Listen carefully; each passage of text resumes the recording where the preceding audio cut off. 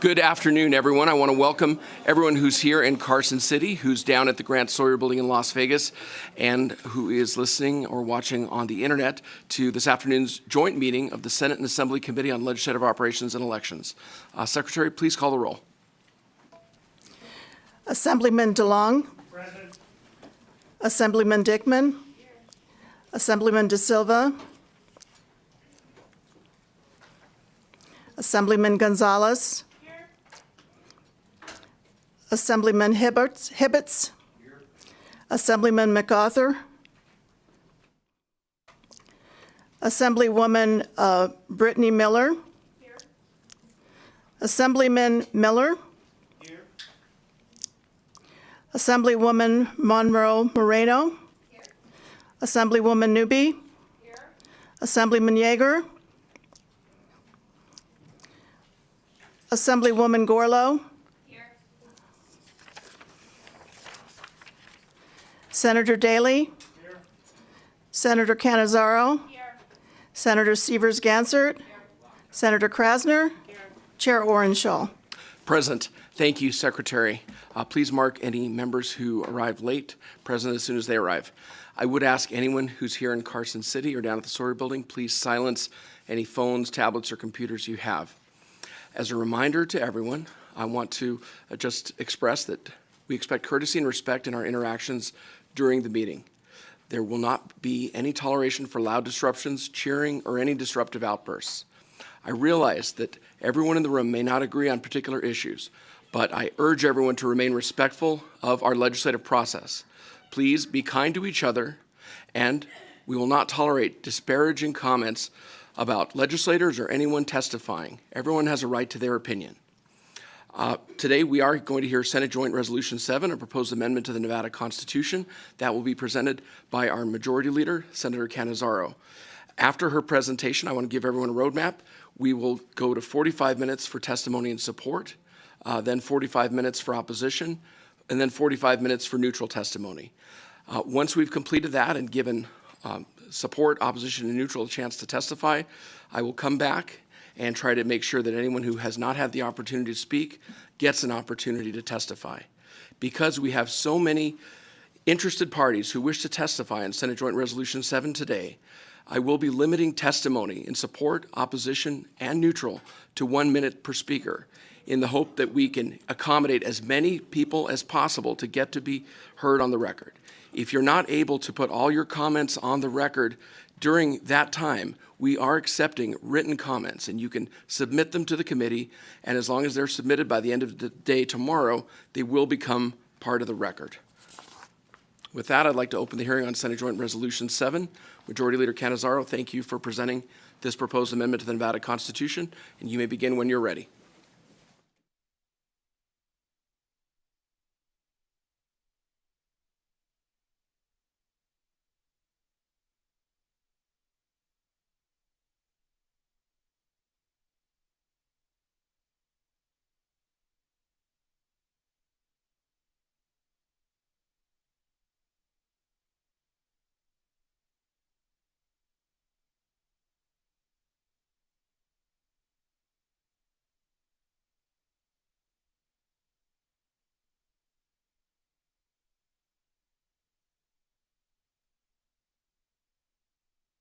Good afternoon, Majority Leader Cannizzaro. Please begin when you're ready. We are very happy to have you here presenting. Thank you so much, Chair Orenshaw, Chair Gorlow, and members of the Senate and Assembly Committees on Legislative Operations and Elections. For the record, I am Nicole Cannizzaro, and I currently serve as the senator from Senate District 6 in the northwest portion of the Las Vegas Valley, and also as a Senate Majority Leader here in this body. It is absolutely my pleasure to be here with all of you this afternoon to present to you Senate Joint Resolution number 7. Senate Joint Resolution 7 proposes to amend the Nevada Constitution to establish constitutional rights to reproductive health in the state of Nevada. By way of background information, as many of you I'm sure know, last July, a radical Supreme Court majority wiped out 50 years of precedent and eliminated a long understood constitutional right to seek an abortion. I've detailed many of the results of this decision for the legislative record in discussions of other pending legislation, but suffice to say that the results following the Dobbs decision have been horrific. Unfortunately, in many states, the court's decision has become a license to enact extreme anti-choice legislation that under the guise of being pro-life actually ends up threatening the health and safety of people from all walks of life with a variety of legitimate medical concerns. Even more so than that, this is also given license to start to restrict even things like access to birth control. As we approach Senate Joint Resolution number 7, let's start with a guiding principle that I hope the committee does keep in the forefront of their minds as it is in mine. Politicians should not be interfering in personal decisions between patients and their doctors when it comes to reproductive care. That includes birth control, pregnancy, infertility treatments, prenatal care, postnatal care, abortion, and miscarriage management. And that right there is the crux of what we talk about when we say reproductive freedom. If passed through 2 legislative sessions and then approved by the voters, SJR 7 would recognize reproductive freedom as a fundamental right under the Nevada Constitution, putting it on the same level as rights like speech and religious exercise and affording it considerable legal protection accordingly. I'm sure we'll hear today this is unnecessary, as that is something that has been repeatedly said here in Nevada in light of our 1990 abortion rights referendum. But it's important to note that referendums provide only statutory protection. And at the time it was passed, that statute was also backstopped by decades of legal precedent and constitutional protections that just simply do not exist. And so I think in light of that, it's important for us to have this discussion about whether or not we believe that the right to reproductive freedom is a fundamental one. Even despite that 1990 referendum, we have seen that in Nevada there have been attempts to limit access to reproductive care in the weeks of the Supreme Court's decision to overturn Roe v. Wade. Just a few weeks ago, as one example, the City Council in West Wendover rejected the building of a new reproductive health care clinic that also would have provided desperately needed primary care services. Think about that. We talk so much in this building about providing access to health care, and we are talking about a more rural area of our state who needs that access to those primary services.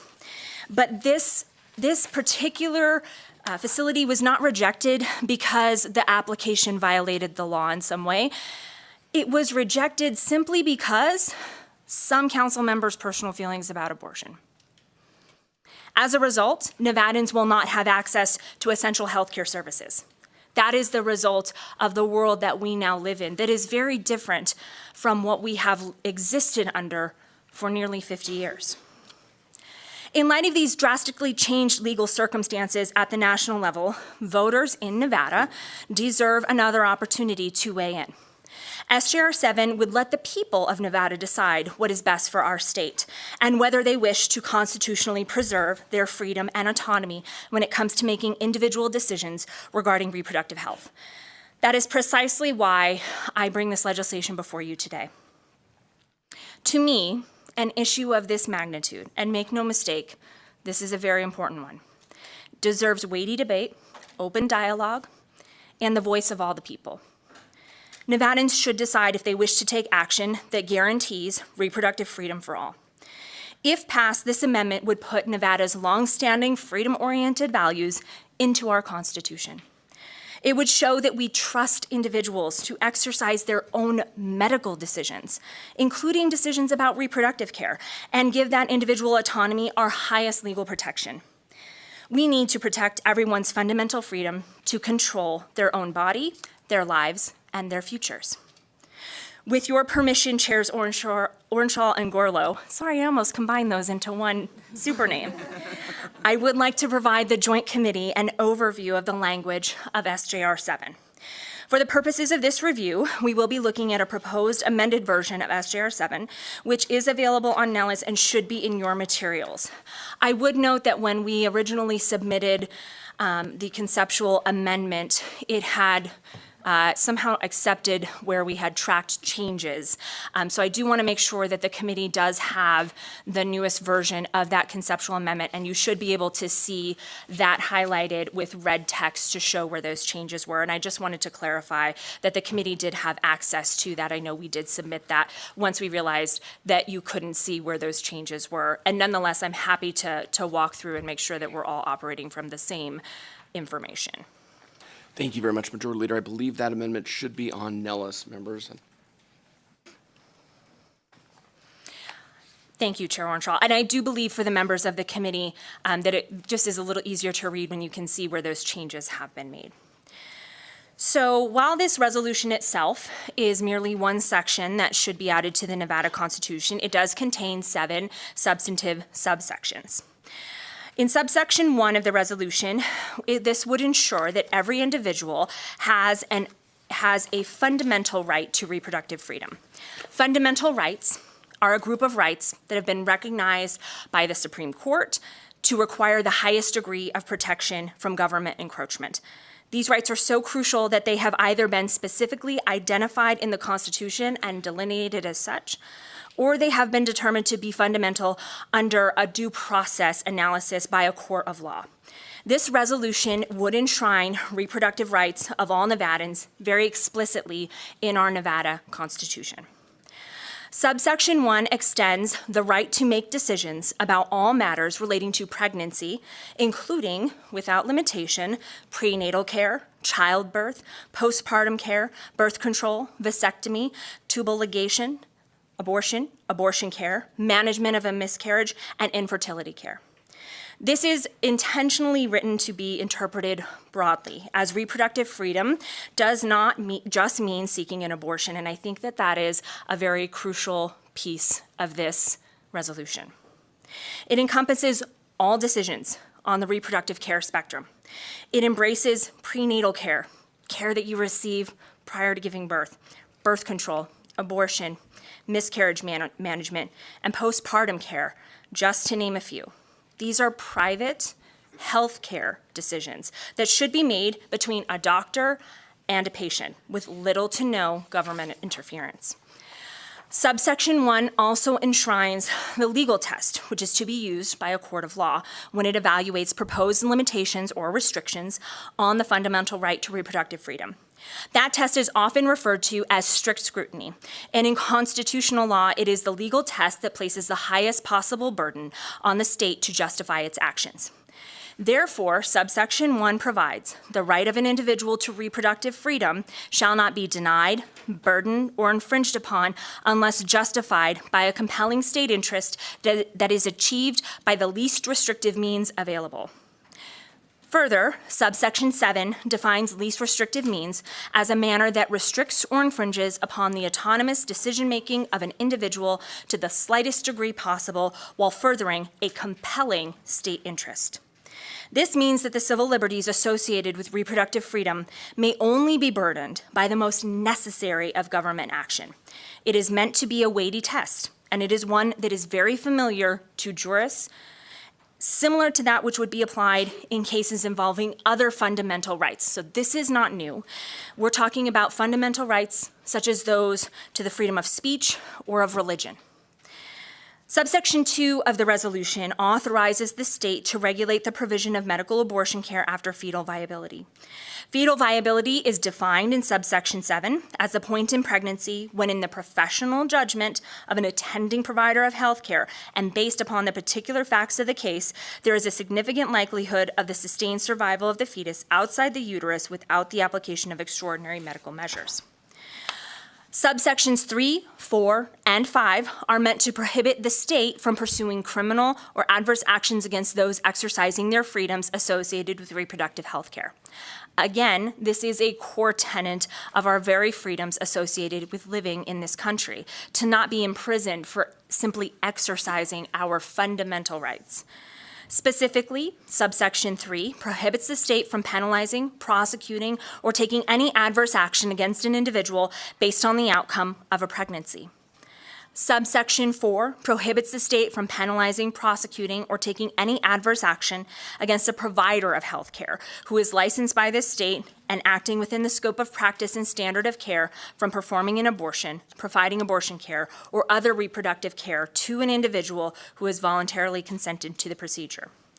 As you can see, that we have amended in that conceptual amendment, subsection 4 to remove ambiguity in application and more appropriately capture a fuller definition of reproductive rights.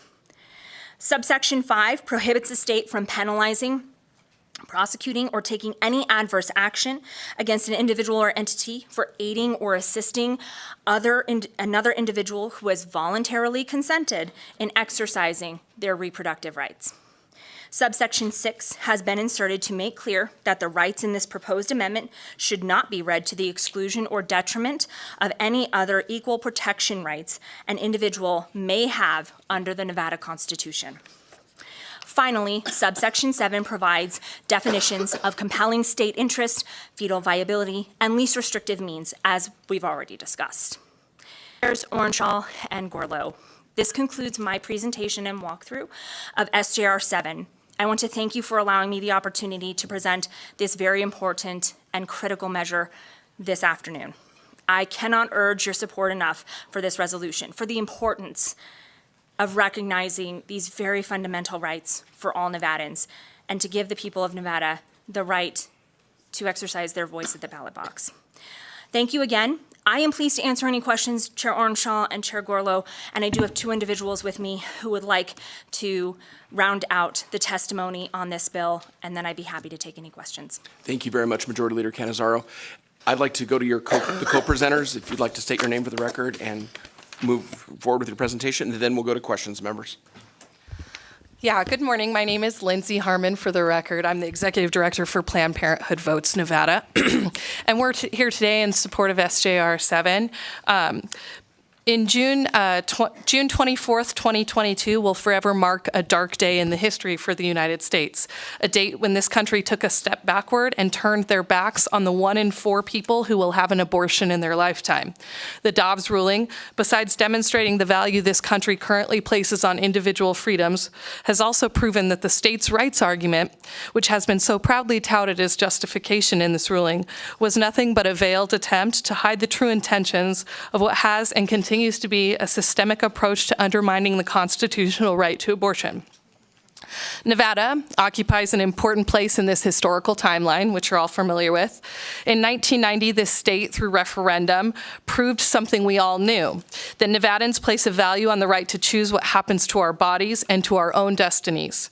In doing so, they had the foresight to protect access to abortion. But we know that the forces that overturned Roe have their sights set on other forms of care, like birth control and infertility. I can't imagine they believed we would ever be here again, but we are.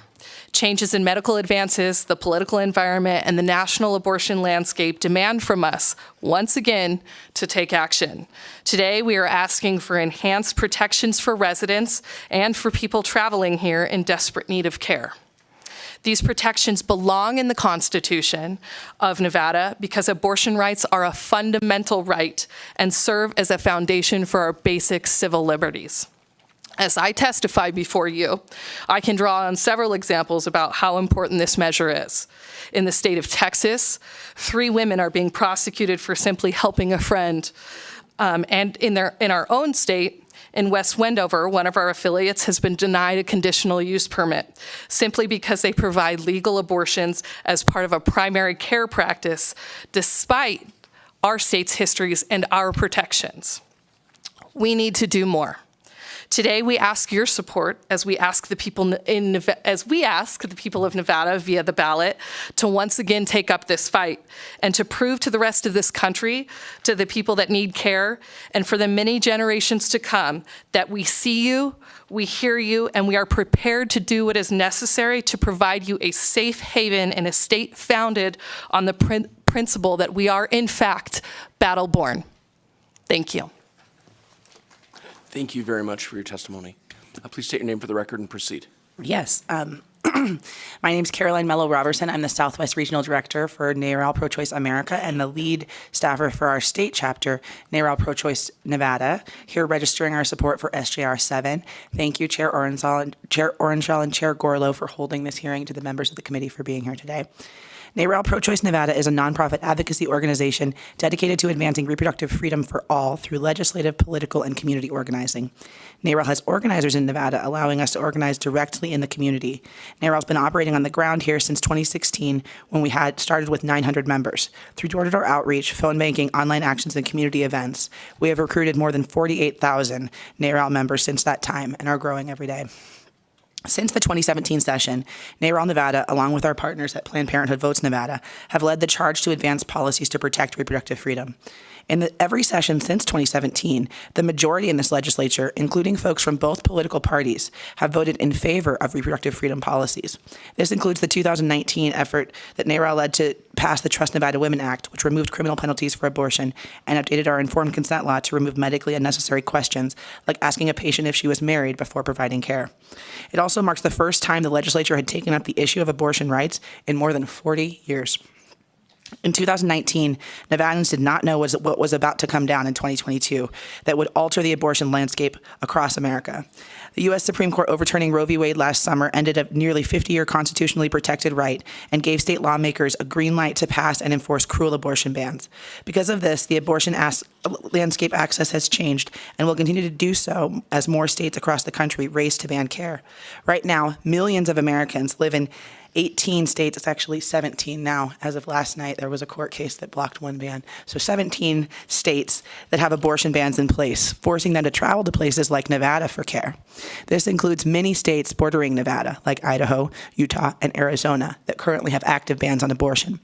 There are also further attacks on abortion access making their way through the courts, as well as attempts to federally ban abortion in Congress. Reproductive freedom is in a crisis like never before across the country and here in Nevada.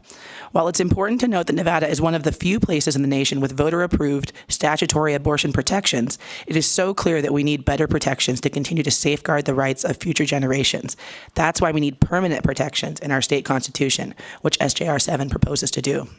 SJR 7 protects many aspects of reproductive freedom, not solely abortion rights, because we know that it's not just our right to abortion that's being attacked.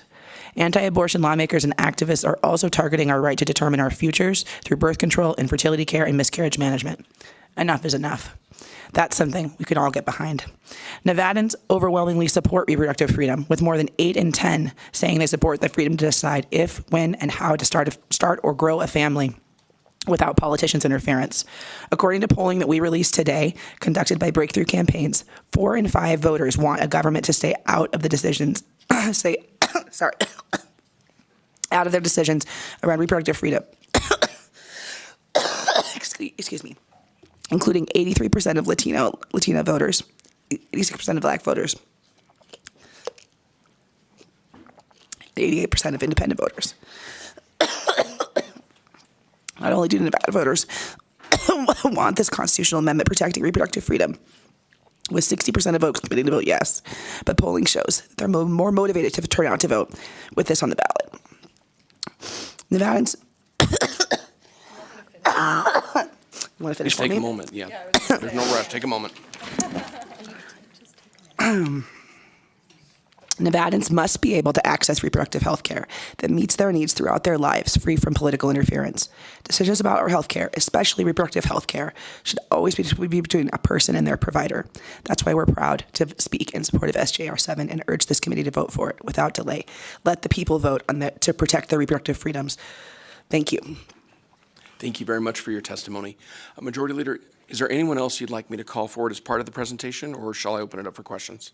Chair, I believe that we are ready to take questions and happy to answer any questions the committee may have. Thank you very much. I have a question from Assemblywoman Newby.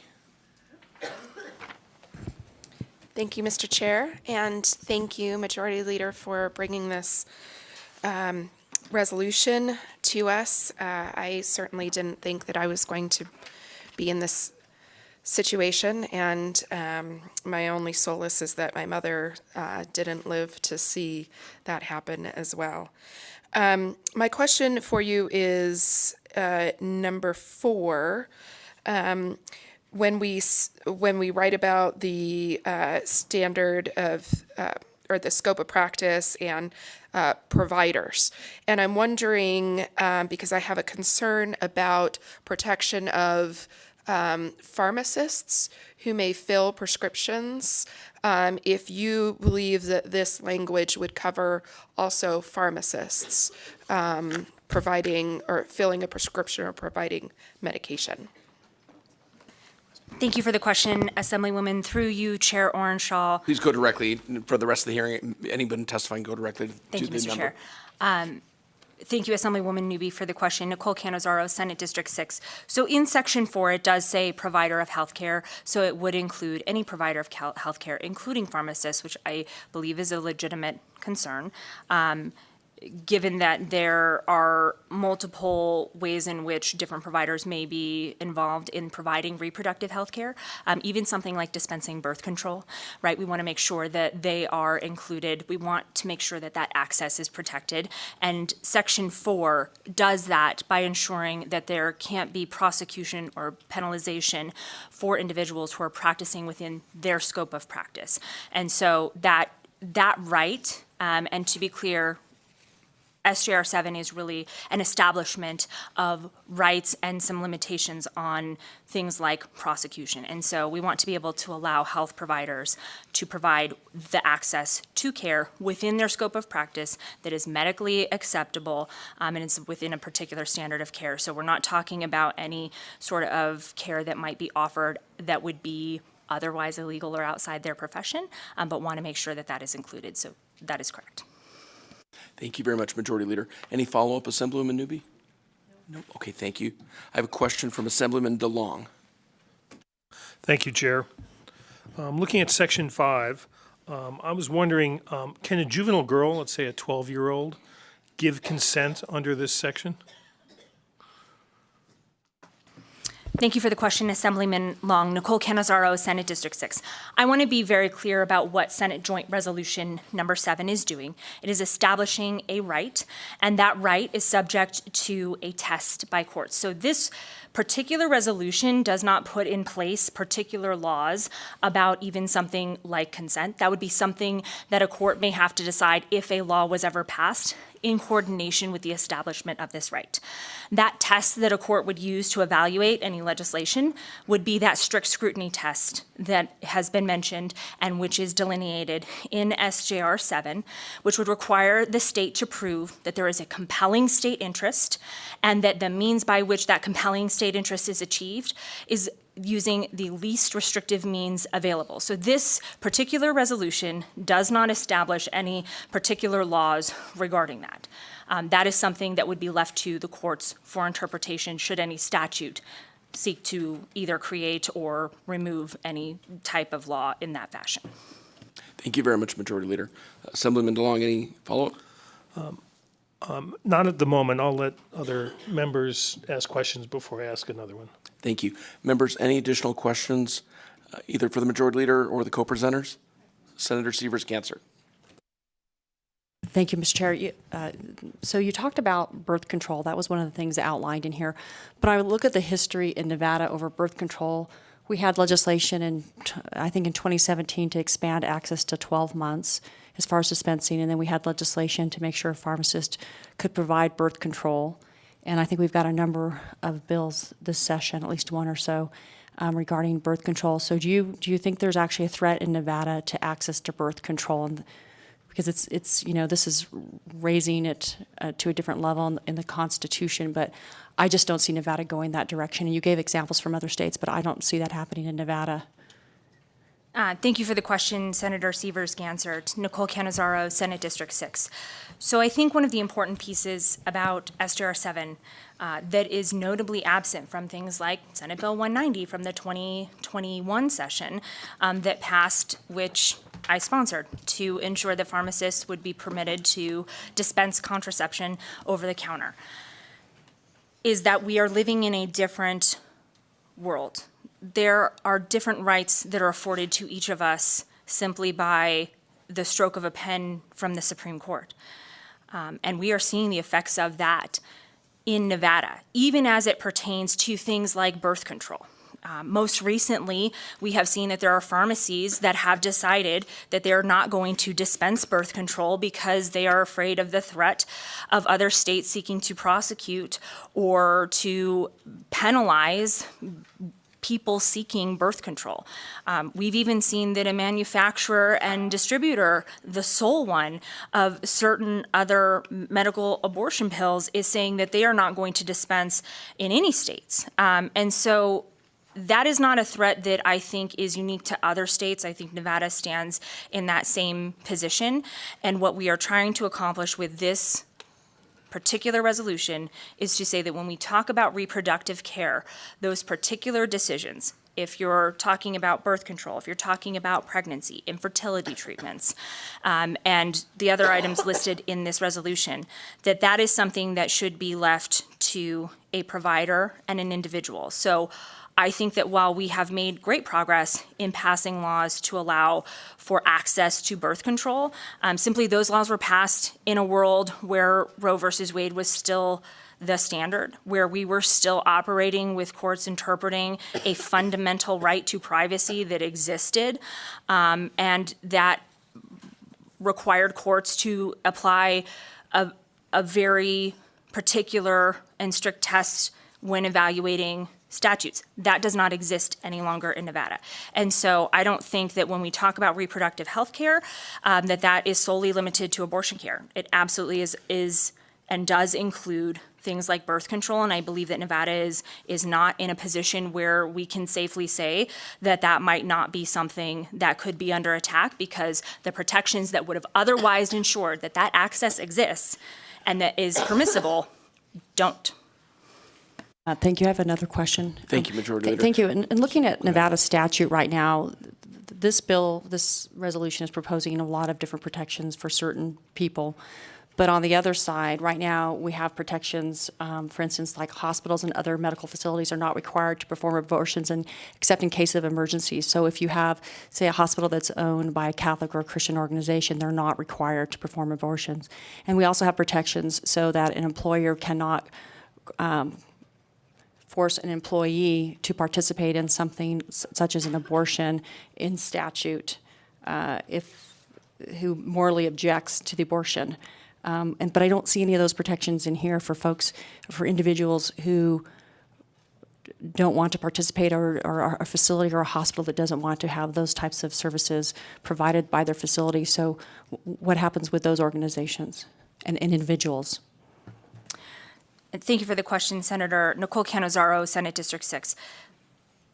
Senate Joint Resolution number 7 does not have an impact on overturning current statute.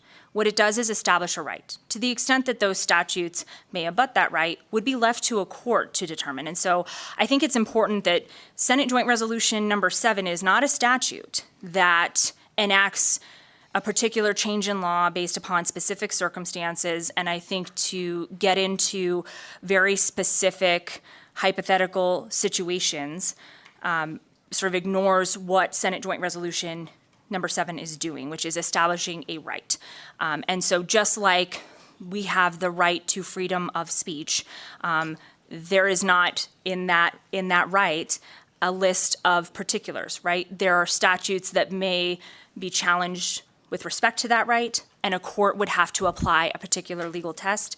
In this particular case, we are saying the right to reproductive freedom is a fundamental one, which means it's subject to strict scrutiny. So this would also not create, I think to your point, Senator, the requirement on any person to reevaluate all those laws. Certainly that could be the case, but it would be up to a court, right, to make that decision as to whether or not a particular law would violate the fundamental right.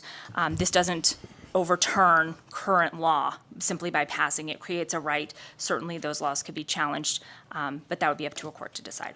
Thank you. And then I just have one more question. Oh, too many? Senator Severs-Gansert, I actually do have some other questions. Can I try to get around to you for a second after I've gotten to other members? Thank you.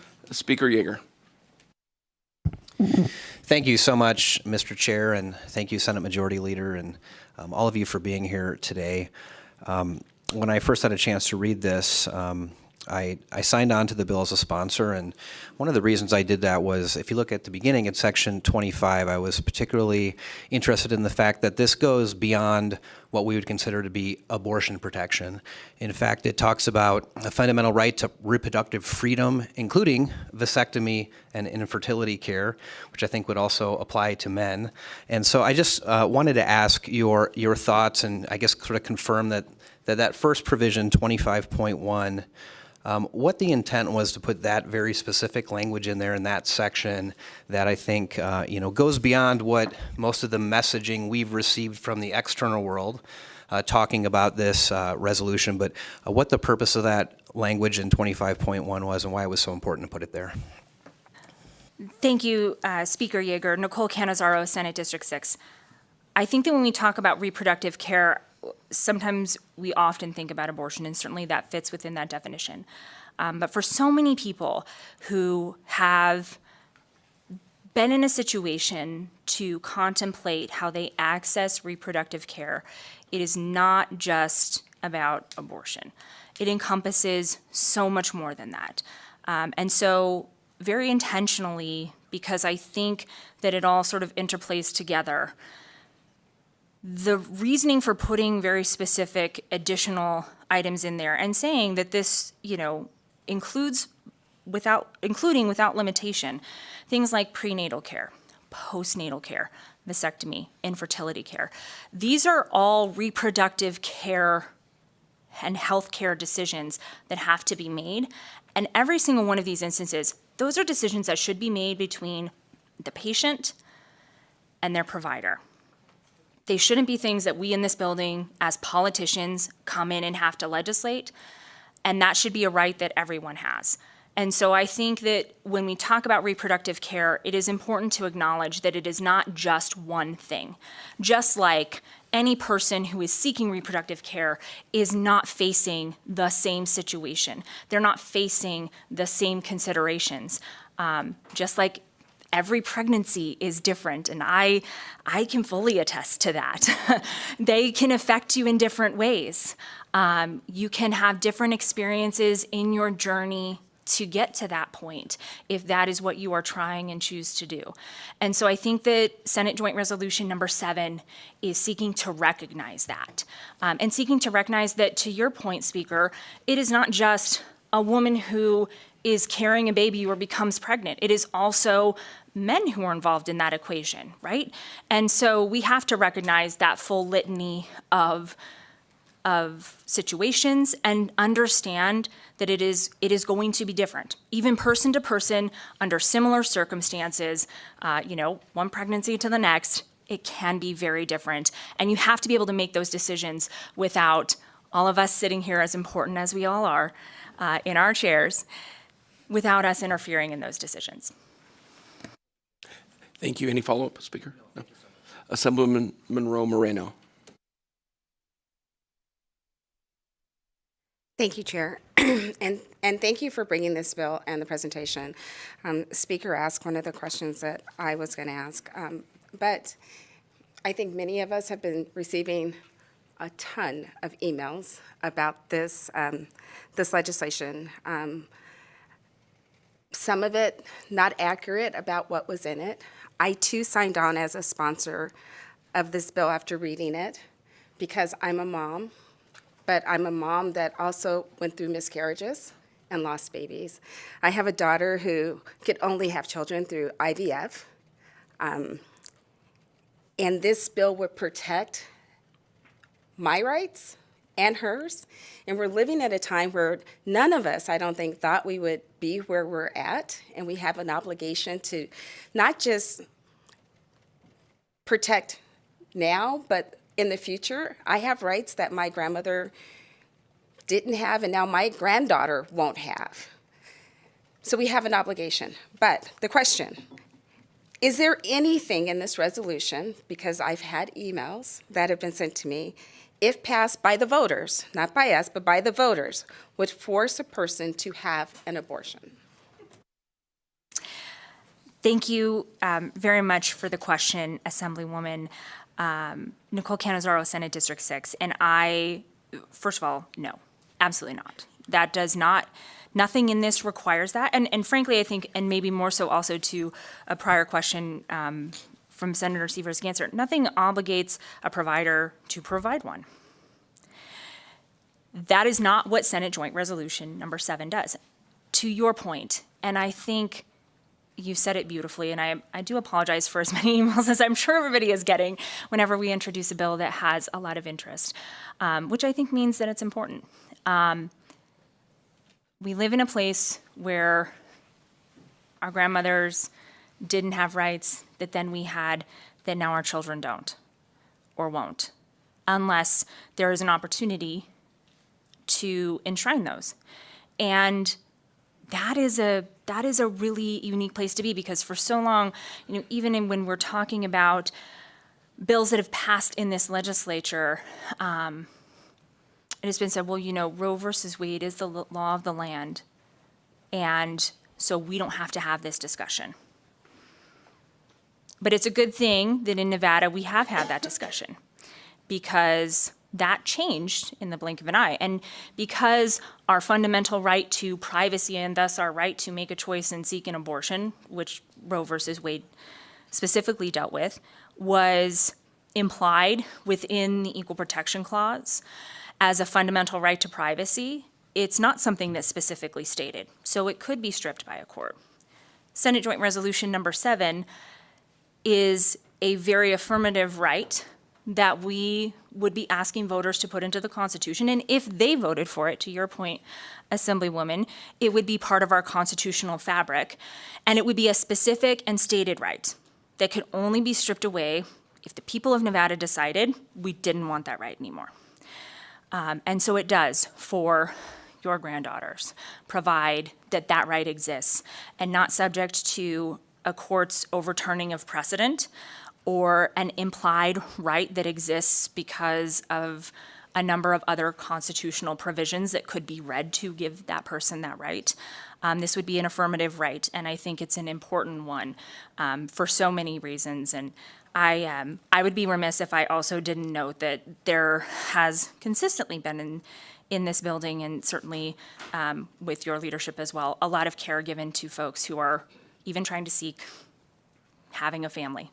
And for that, I am grateful. And I think having a right to do so and saying that in our Constitution means that the work that has been done for things like pre and postnatal care and maternal health are things that will continue to exist for future generations. So I hope that answered your question. Thank you very much, Majority Leader. Any follow-up question?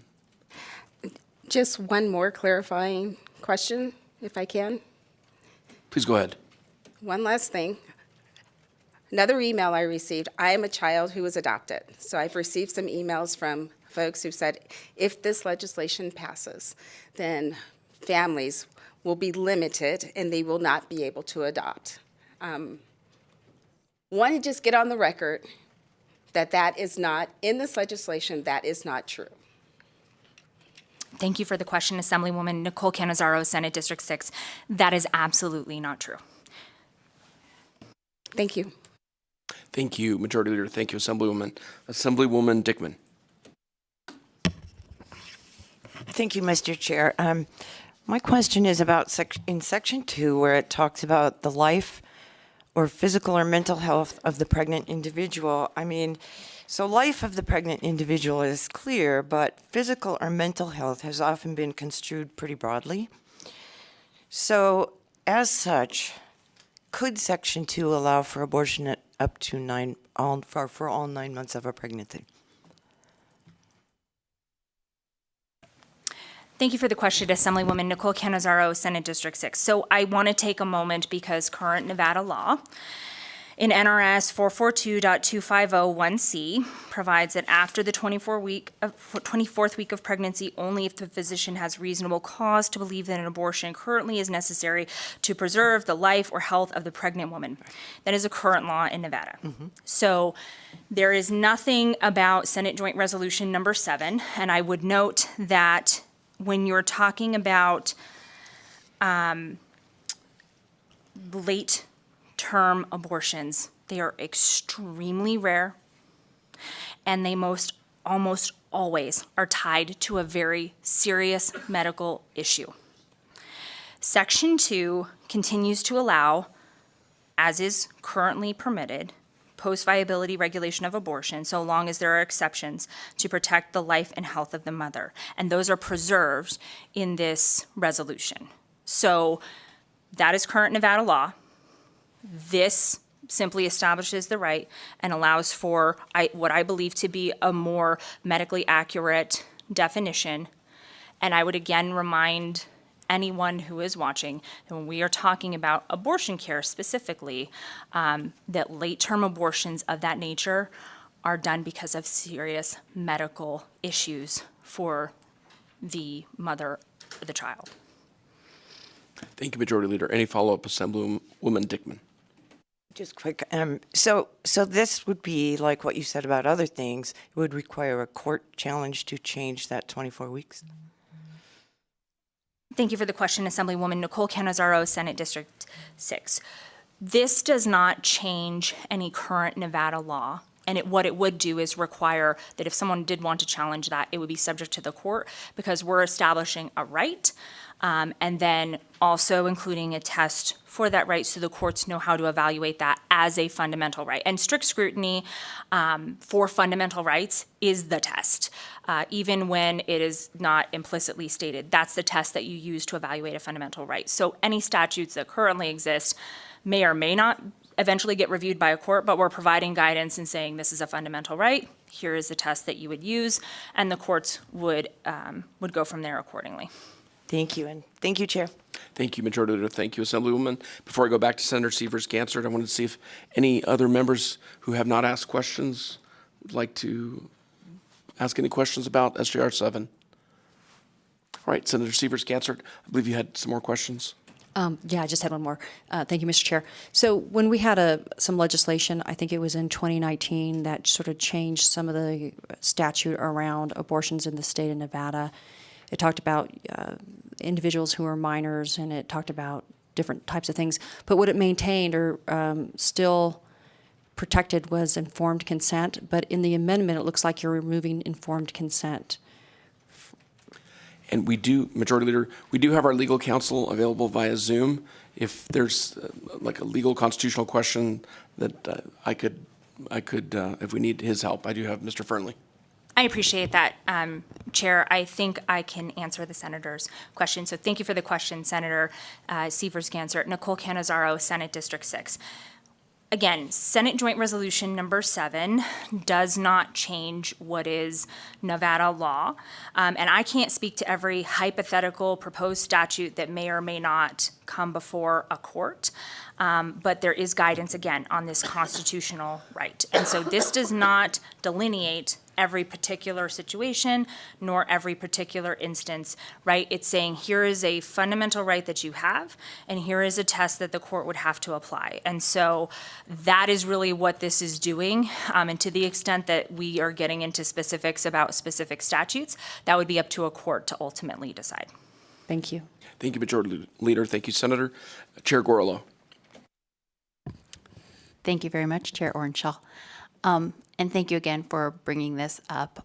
It's no secret I've worked with maternal and child health for quite some time, and I am a co-sponsor on this. So I have two questions. The first one, if this is passed by voters, and yet the federal government decides to pass a law that prohibits abortion, how will this work together?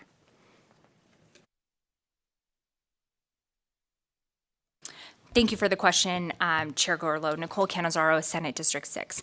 So the only thing that I think we can control here in Nevada, first and foremost, is what we have in our state statutes, in our state constitution, right, as a legislative body, and then by a vote of the people for constitutional amendments. So I think that we probably have to keep the focus there. To the extent that this may conflict with some sort of federal law, that probably would be subject to, I would assume, litigation in the courts.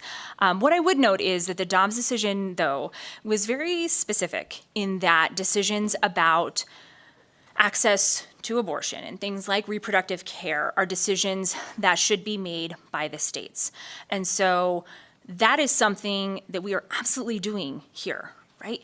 If we are to as states, make decisions about what we should and should not make legal, or how we should or should not prohibit certain things, and we have a United States Supreme Court decision saying these decisions are states' rights decisions, then that is exactly what we are doing with Senate Joint Resolution number 7. And even more so, we're not sitting here and saying that we ought to pass a statute. We're saying we should pass a resolution that will ultimately go to the ballot, and which Nevadans, the people who live and occupy the state of Nevada, can actually vote on and say, yes, we want to recognize this right, or no, we don't.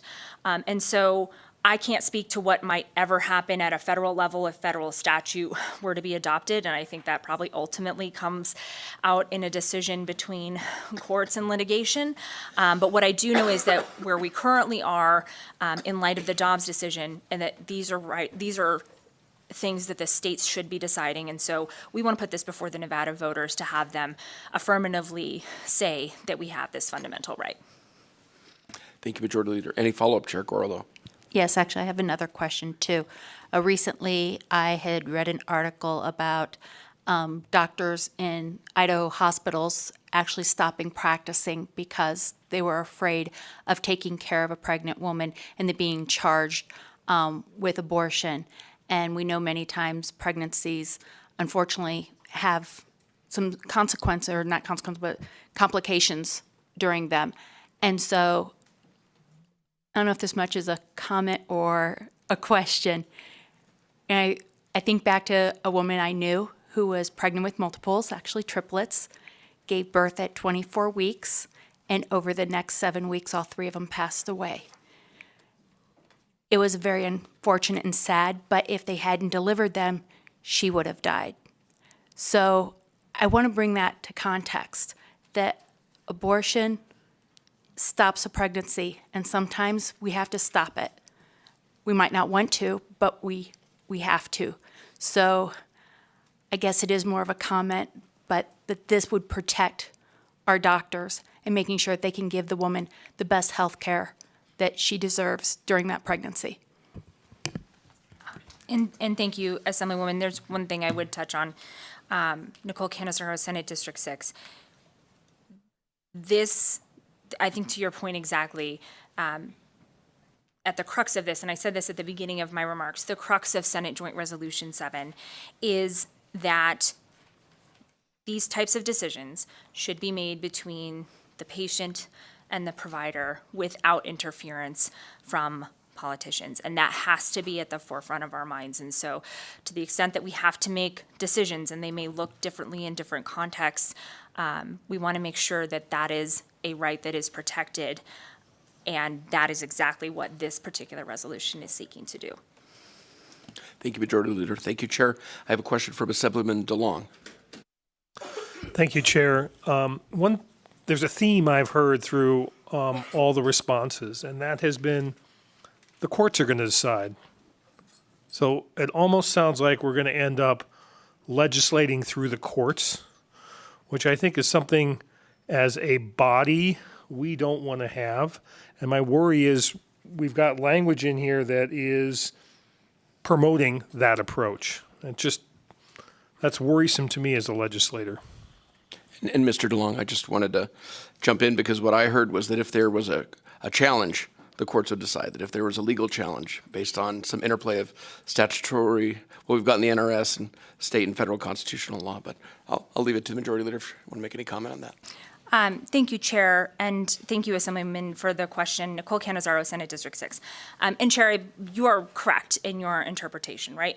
And so I think the reason why you've heard that so much is because this isn't a statute that is creating some sort of set of this protocol you must follow, this is how this procedure works, this is what is legal or not legal. That's what statutes are for. And just like the freedom of speech does not exist in a statute, this is a fundamental right that we are seeking to enact. And I think that that's an important delineation. And so, yes, there is not a, this is what the courts may decide. And listen, that may be true of every piece of legislation in this building, even if it is statutory, right? That a court could become involved and that a court could make a decision about whether or not the statute that we pass is permissible or not for a variety of reasons. That certainly has happened in this building and will continue to happen for as long as our current society exists. So I think that when you are hearing that the courts will decide, it's because this is not a piece of legislation that is prescribing actions or prohibiting actions. It's the assertion and creation of a particular right. And when we talk about rights, things like freedom of speech, there's not a statute that guarantees that. There may be statutes that limit that say, that we are either going to prohibit certain types of speech or not, and then ultimately those may be challenged in court.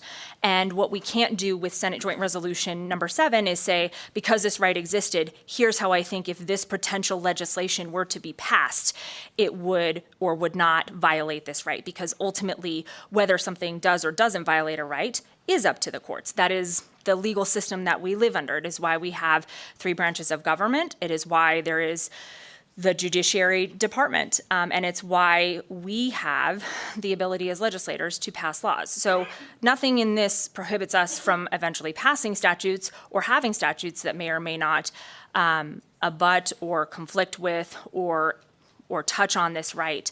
That is something that is done by the courts. And so this is not legislating by courts. This is creation of a right. To the extent that legislation exists, it exists outside of Senate Joint Resolution number 7. And to the extent that someone wanted to challenge that potential legislation, which happens all the time, that is something that courts will decide because that is the system of review that we live under. Thank you, Majority Leader.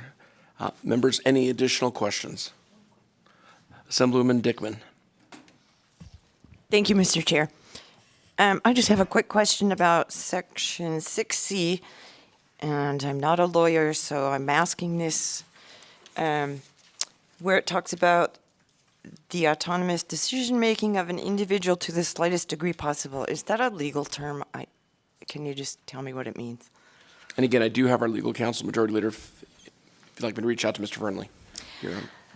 Thank you, Chair Orenshaw and Assemblywoman for the question. Nicole Canizaro, Senate District 6. I think I can at least take a stab at it, and if our very competent and apt legal counsel thinks I have gotten it wrong, then I am sure they will let us know. So the part in subsection C, which in the proposed conceptual amendment is 7C, but in the original bill, to your point, Assemblywoman, it is 6C, which is least restrictive means.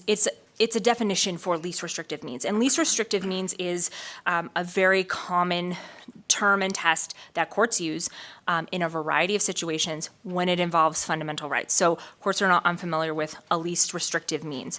What this definition is doing is putting in there a guiding principle that clearly says that we're going to infringe or restrict upon the autonomous decision-making, and we're talking about because we want to make sure that we're keeping decisions between patients and their doctors to the slightest degree possible while furthering a compelling state interest. Those are legal terms of art. That is what the strict scrutiny test is when you're talking about least restrictive means.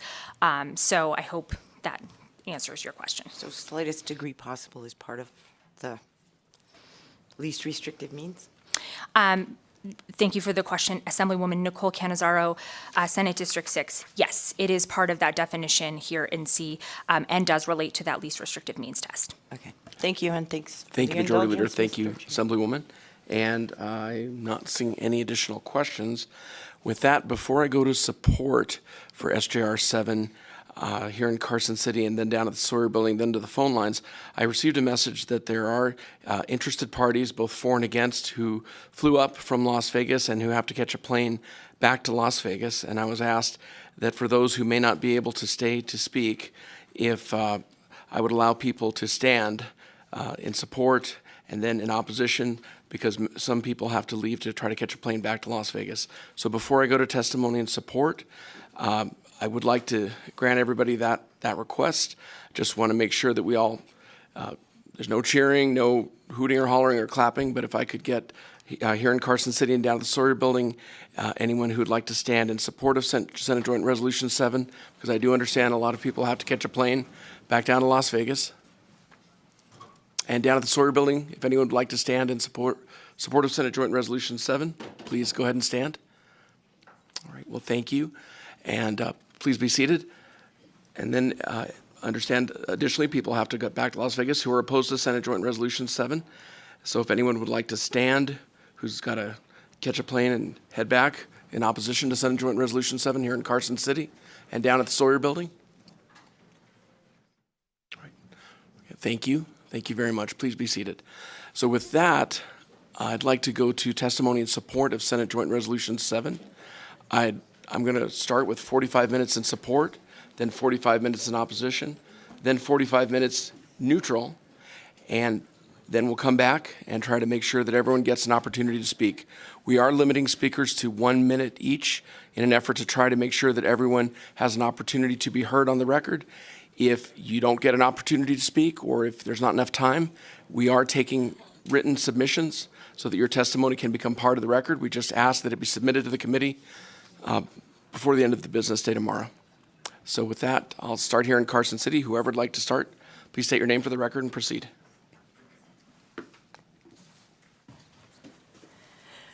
Chair Orenshaw, Chair Gorlow, and members of the Senate and Assembly Committees on Legislative Operations. For the record, my name is Donna West. I am a constituent of Senate District 21 and Assembly District 14 in Clark County. I am here in support of SJR 7 to include an amendment to our Constitution that will protect not just the right to abortion, but also protect a person's privacy and the right to obtain birth control, prenatal care, childbirth, postnatal care, vasectomy, tubal ligation, miscarriage management, and infertility care. I have been advocating for our right to make these choices about our reproductive care since I was a teenager. That's over 50 years. I grew up in the days before Roe v. Wade. I hoped we'd never see those days return, but they have. While Nevada has codified... Ms. West, I thank you. We're at a minute. Thank you. If you could submit your written comments. Hello, my name is Laura Campbell, Laura, Campbell. Chairman Orenshaw, Chairman Garlow, and members of the committee, thank you for having me. My name is Laura Campbell, and I am the board of Nevada chapter of Women, National Organization of Women, and on the board of Planned Parenthood Votes Nevada. I'm here speaking in support of SJR 7. To keep it short, I made the decision to have an abortion when I was not ready to be a mother. And when I decided to expand my family, I suffered a miscarriage and a stillbirth at 27 weeks. I cannot imagine going through all that emotional and physical trauma of my miscarriage and my stillbirth and be scared of facing prosecution. Although abortion rights are codified in the state of Nevada, they can easily be overturned. Having reproductive rights protected, such as abortion, miscarriage management, sterilization, will ensure that a person can make their own reproductive choices and be supported. This will mean young Nevadans, like my 5-year-old and my 2-year-old, will be able to plan their families however they choose when they are ready. I hope you support. Thank you. Thank you for your testimony. Members of the committee, I'd like to thank you for the opportunity to testify today. My name is Olivia Rojas. I'm a college student and I grew up in the Las Vegas Valley. I've come here today to testify in support of Bill SJR 7. Decisions around access to reproductive care matter more now than ever after overturn of Roe v. Wade. As other states enact abortion bans, passing SJR 7 is necessary to protect our freedom to choose. When I think about this bill, I think about keeping my family and my community safe. If politics gets in the way of vital care such as access to abortion, birth control, prenatal care, and more, I think about how many Nevadans will not be able to meet their health needs. If we don't protect what we have now, the pushback we've been seeing all over the country will not stop. Thank you for hearing my concerns. I urge you to take them into consideration and support Bill SJR 7. Thank you. Thank you for your testimony. Good afternoon, chairs and committees. Thank you so much for the ability for all of us to testify in support. My name is Adrienne Manzanares. I'm the president and CEO of Planned Parenthood in Southern Nevada. We have 2 health centers in Las Vegas, and every year, 7,000 of your constituents come to our health center for a variety of reasons, and all 7,000 of them are met with the most compassionate, non-judgmental care. Our employees, our providers, they treat every single one of those folks with the amount of respect and honor and healing that everyone deserves. And I'm proud to come from and to be in this state of Nevada now, to be able to speak about constitutionally protecting that for generations to come, to regardless of what happens in the current or the future national waves, that our health centers will remain open, that those doors are open for that compassionate care no matter what. Thank you so much for your support of this important piece. Thank you very much for your testimony. Good afternoon, members of the committee and chairs. My name is Stacy Cross. I am the president and CEO of Planned Parenthood Vermonte. We operate 34 health centers across California and in northern Nevada. We currently have a facility in Reno, and I'm happy to announce that we are building a new facility to be able to triple our capacity and access for patients that come to our facility. We provide a variety of care there, which includes reproductive health care and abortion care, and also miscarriage management, which is very important right now. We're very, very afraid of what could happen across the country if this state does not take the step to protect abortion, because we're seeing in other states what's happening. It's very vital to do that. This will also protect my providers, which is extremely important. I am the Planned Parenthood that is in the process of working on starting a health center in West Wendover. We were hoping to, and it's still an open option, to be able to provide full primary care and rural health care. I appreciate your testimony, but if we could wrap it up. Thank you. Good afternoon, chairs and members of the committee. Thank you for allowing me to testify. I am Kate Schopp. I am a constituent, and I'm a nurse practitioner that provides reproductive health care to your constituents here in northern Nevada. I come before you today in strong support of SJR 7, as access to reproductive health care is stripped away from patients across this nation. I now care for patients from across the country who come to my health center for care. Often these patients are traveling hundreds of miles to come see me. My patients and your constituents depend on us to ensure their access to safe reproductive health care. I have made a promise to my patients to continue to provide safe, accessible reproductive health care no matter what, but my promise is not enough. After state loses access to care, I worry what lies ahead for our patients here in Nevada. The reproductive health care that I deliver allows my patients to determine when and if they become parents or if they choose to grow their family.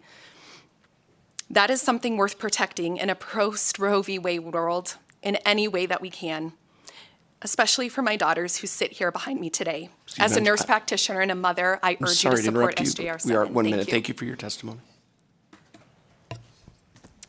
Good afternoon, chairs and members of the committee. For the record, my name is Alyssa Garule, and I am a student at UNLV. Today, I am testifying in support of this resolution. Roe v. Wade has been overturned this past year, putting every state's reproductive freedom at risk. This resolution would ensure that Nevadans will have these rights protected. As a young woman of color who had to start birth control at a young age for personal health reasons, I recognize now more than ever how important it is that I advocate for my rights and the rights of others who do not have a voice from underrepresented communities. This amendment protects our access to life-saving procedures and medication. Elected officials and judges should not be the ones to make these health decisions for me. Nevada is a state that believes in the right to choose, and we should continue to ensure it remains this way. Thank you. Thank you for your testimony. Good evening, Chairperson Orenshaw and members of the committee. My name is Alan Morales. For the record, it's ALAN-MORALES, and I'm a student at UNLV. I'm coming today to testify in favor of SJR 7. SJR 7 is a necessary step to affirming Nevada's values of reproductive freedom and ensures access to abortion will be a permanent statute in Nevada law. With this constitutional amendment, it will protect access to reproductive freedom for all. Affirming this constitutional amendment will protect the most vulnerable in society, especially those who are low income and of color. Ever since Roe v. Wade was overturned last summer, I have been helping my friends access critical reproductive health care, such as access to Plan B or birth control at UNLV. We as Nevadans deserve a concrete legal reassurance that our state government will constitutionally protect the right to bodily autonomy and reproductive freedom. While other states enforce cruel bans on reproductive freedom, Nevada can be a champion of progress in protecting one of the most important decisions a person can have. Thank you for hearing my concerns, and I urge you all to take into perspective and support SJR7. Thank you. Thank you for your testimony. Good afternoon, chairs and members of the committee today. For the record, my name is Malia Rivers, M-E-L-I-A-R-I-V-E-R-S. I am a UNLV first-year student this year. I'd like to say, as a Black and Asian American woman, my community faces risk of increased maternity mortality rates, decrease in infertility care, and an increase in miseducation of overlooking amendments such as these can cause. This is something I must fight for, and in order for my communities to heal.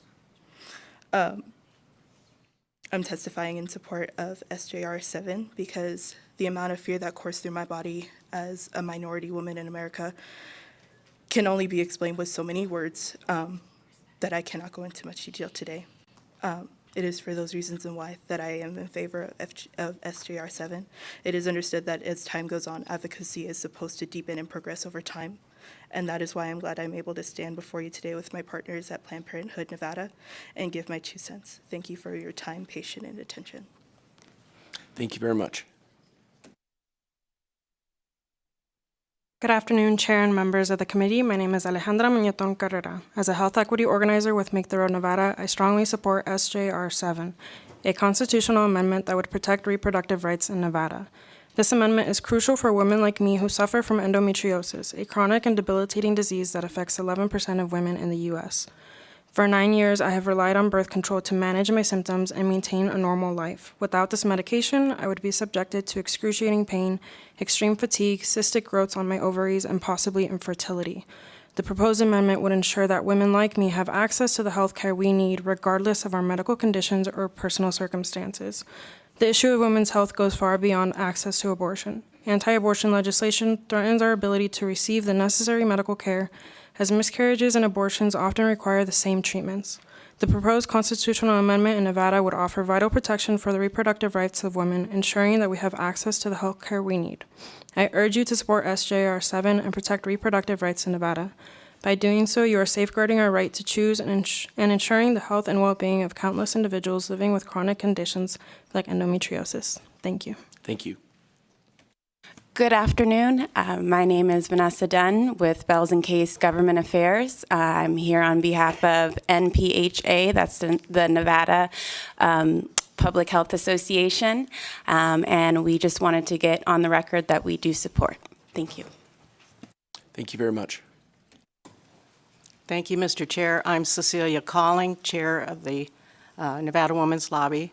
I just want to put on the record that we are in support of this, and just for a personal note to say that I'm proud to be one of the people that worked on the codification of Roe v. Wade, Nevada, and that we did that because we were afraid that that right would not be secure.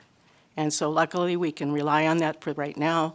But medicine has changed, life has changed, and it's time for us to go back and clean it up and fit the circumstances of the time. Thank you for your testimony. Excuse me, Senator. We need these people to spell their names, please. Thank you, Madam Secretary. Please state and please spell your name for the record.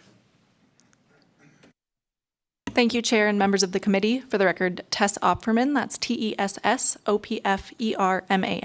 I am here today on behalf of myself, as well as the Nevada Women's Lobby, Human Services Network, and the National Association of Social Workers. Time and time again, Nevadans have been clear that we wholly support our right to access abortion.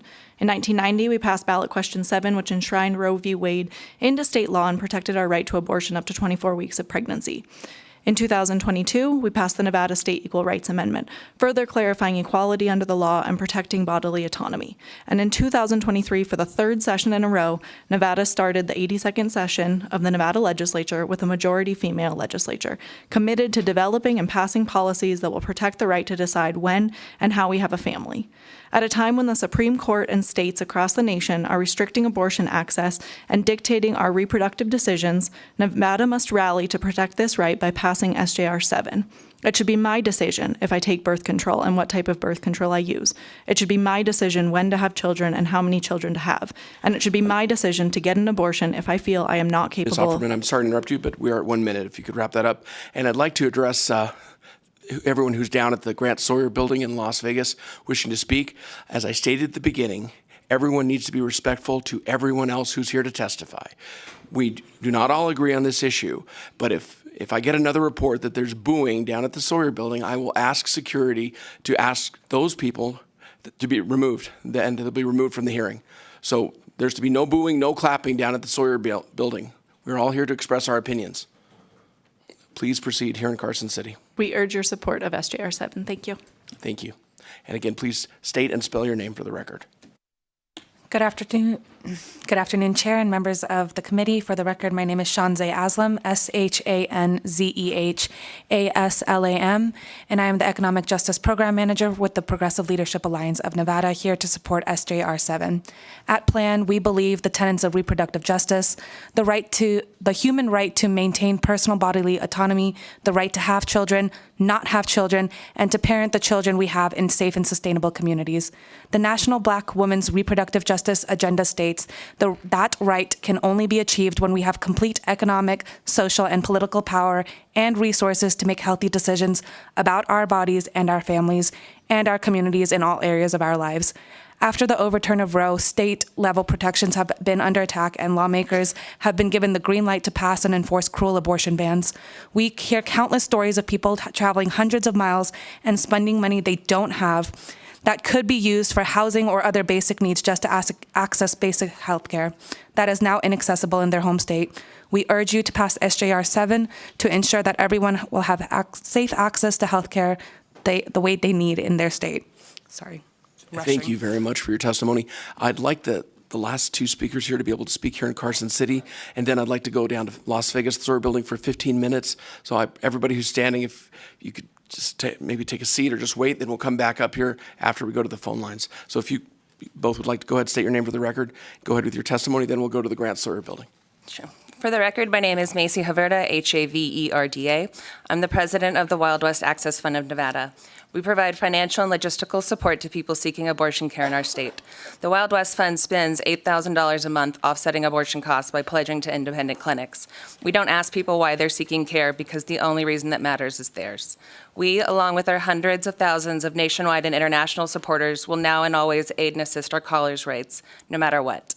The battle-born state will continue to prove worthy of its name. Nevadans will fight to make sure everyone has access to their own healthcare decisions. We are in full support of SJR 7. Thank you. Please state your name for the record and proceed. Good afternoon, chairs and committee members. My name is Jackie Duron, Jakkiduron, and I'm a lifelong Nevadan from Sparks. I'm here as the Vice President of the Wild West Access Fund of Nevada, the state's largest abortion fund. We provide financial and logistical support to people seeking abortion care in our state, whether they are Nevadans or people traveling into Nevada. The Wild West Fund lends our support for SJR 7 because we've seen firsthand the harm that restrictions on abortion cause to people seeking this health care. Half of our weekly callers are traveling out of state to Nevada for their abortion appointments after Roe was overturned. Our travelers are everyday people who just want to access basic health care that is best for them, their situations, and their families. However, they have to leave their own states, take leave days at their jobs without pay, find expensive child care for their children, and travel all the way to Nevada, something we wouldn't see for an equally safe health care appointment like getting your tonsils removed. Yes, that's how safe abortions are. They're safer than getting your tonsils removed. Our travelers come to Nevada regardless of the risks that await them in their home state. We need protections for everyone and anyone who has an abortion or supports someone getting an abortion. These protections for travelers and Sorry to Nevadans interrupt you, but alike we are at 1 minute, so. are a core part of who we are. So we hope to have your support on this important resolution. Thank you. Thank you. If we could take the last two speakers here in Carson City, then we'll go down to the Sawyer Building and support for 15 minutes. Please state your name for the record and proceed. My name is Sasha Osorio, Sashaosorio. As a mom of 3 teenage daughters, one whom is here, access to reproductive health care is extremely important. From age 15 to 20, I was on 3 different forms of birth control and ended up with 3 daughters. I was diagnosed with twin-to-twin transfusion syndrome with my last pregnancy. If Roe v. Wade was overturned at that time, I would not be standing here today. My other 2 daughters would be without a mother. Due to my own trials and tribulations and those who I advocate for, I've made sure that my 3 teenage daughters are established with Planned Parenthood and know the reproductive health care options for them. If the state of Nevada votes yes on this bill, many mothers like me don't have to worry about our daughters making risky health decisions. Last, I would like to briefly discuss why it's vitally important for you to vote yes on SRJ 7. My 16-year-old daughter had to wait 6 months to get on birth control due to the influx of out-of-state patients. As a survivor of incest and rape, I can't imagine what it would be like to have to give birth to a child from that circumstance. I can only imagine the lives that will be lost due to underground abortion clinics. As a mother of 3 and a survivor of sexual assault, I urge you to think about your constituents and vote yes on SJR 7. Thank you for your testimony. Thank you. Good afternoon, Chair and members of the committee. My name is Yasmin Dominguez, YZMINE, DOMINGUEZ, and I'm here today in full support of SGR 7.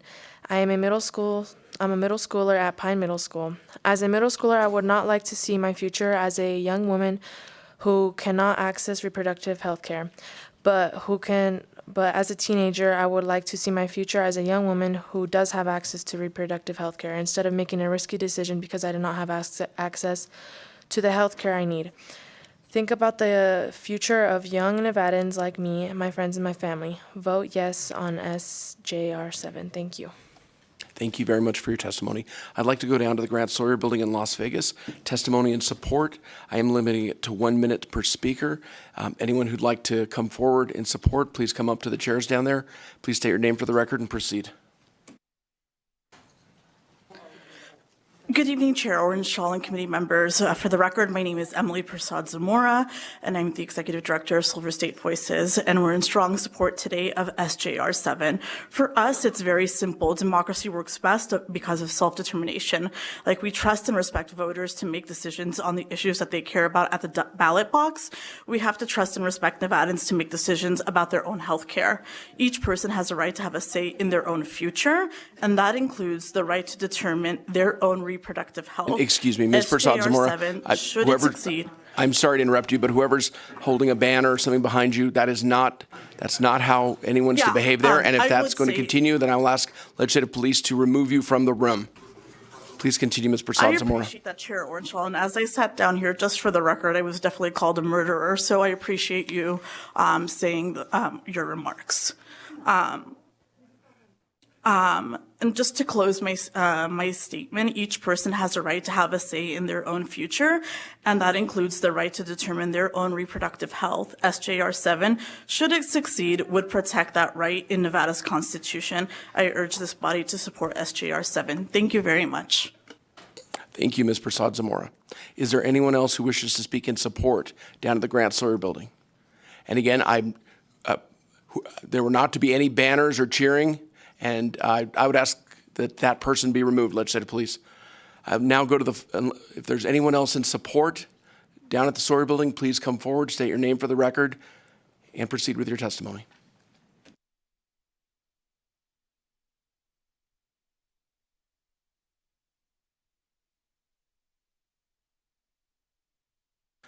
Right, not seeing anyone coming up. Broadcasting, if we can go to the phone lines in support.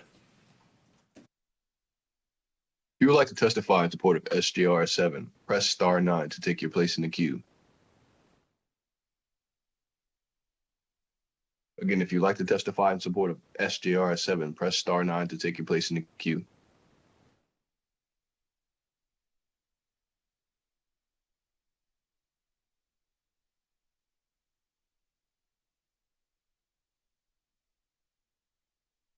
For the record, my name is Jordan Chamizo, spelled JORDYNCHAMIZO, and on behalf of the ACLU of Nevada, we are in unwavering support of SJR 7. A little bit about my experience with reproductive health care. I started birth control when I was 13 and not for pregnancy prevention, but because I had abnormally heavy and painful periods. At 18, my parents switched insurance companies and I had to go to a different doctor to get re-prescribed. And after months without birth control, I was told that I don't need it if I'm not sexually active. So thankfully, I was able to convince him that it helped me. People often forget that birth control is used for other things than preventing pregnancy, and that reproductive health care encompasses more than just abortion. There are many reasons a person chooses a specific path, and that no matter the path, their reason is valid. Today, I'm 23, and my reasons for using birth control have evolved, but my right to access this care shouldn't. And I urge the committee to pass this necessary bill. Thank you.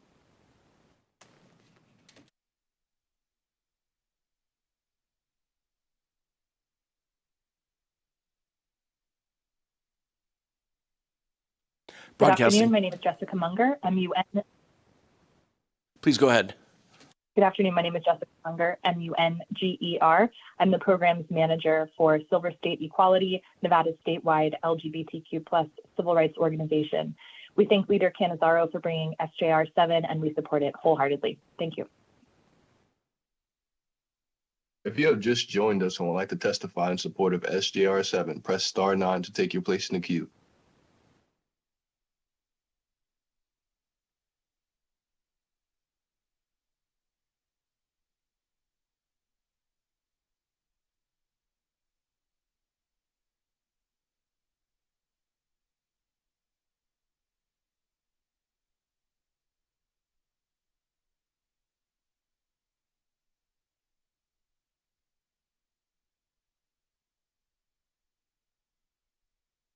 Caller, after you did is 540, you're unmuted.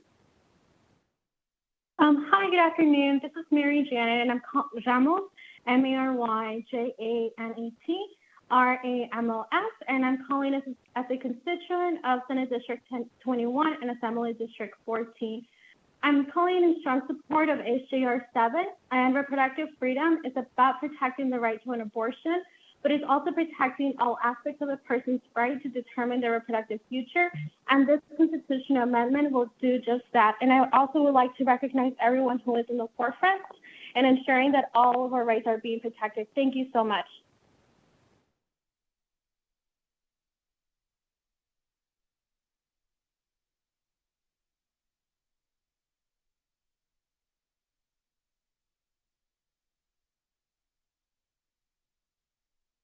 Hello?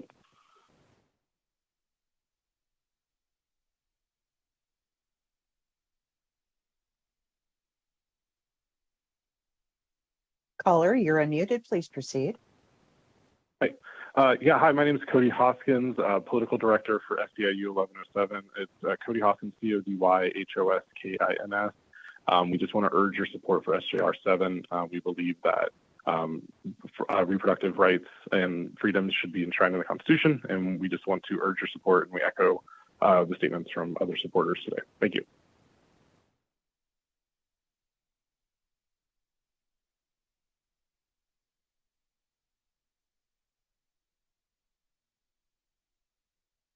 Hello, my name is Lola Shanahan. I am 14 years old and live in Las Vegas, Nevada. I'm concerned about others making choices when it comes to my reproductive rights. So I'm asking you to ensure that I can continue to make my own choices in our state and also ensure it remains a safe place for others to come who are seeking safe and legal abortions by supporting this joint resolution. In a survey conducted by the Pew Research Center, 62% of adults said that abortion should be legal. Because it remains legal in our state, many girls and women who might have been raped or facing medical emergencies are having to travel to our state for legal abortions. According to the Las Vegas Review Journal, in 2022, Las Vegas has seen a 200% increase in patients traveling from Texas as compared to 2021. Nevada is also expecting to see patients from Arizona, Idaho, and Utah. I'm aware that abortion is still legal in our state, but that's not to mean that it's going to stay that way forever. But at least for now, it can still be known as a safe place for women and girls traveling here. So will you please support this joint resolution, SJR 7?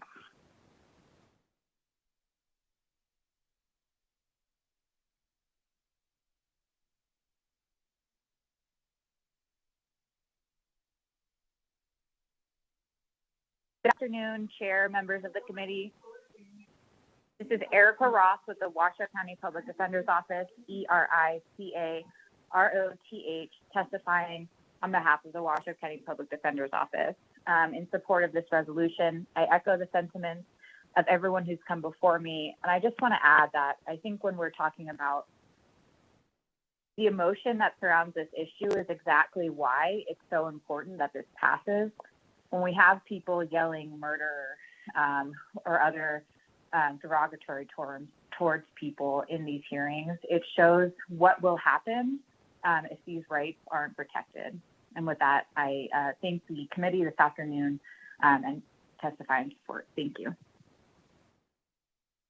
Once again, if you have just joined us and would like to testify in support of SJR 7, press star 9 to take your place in the queue now.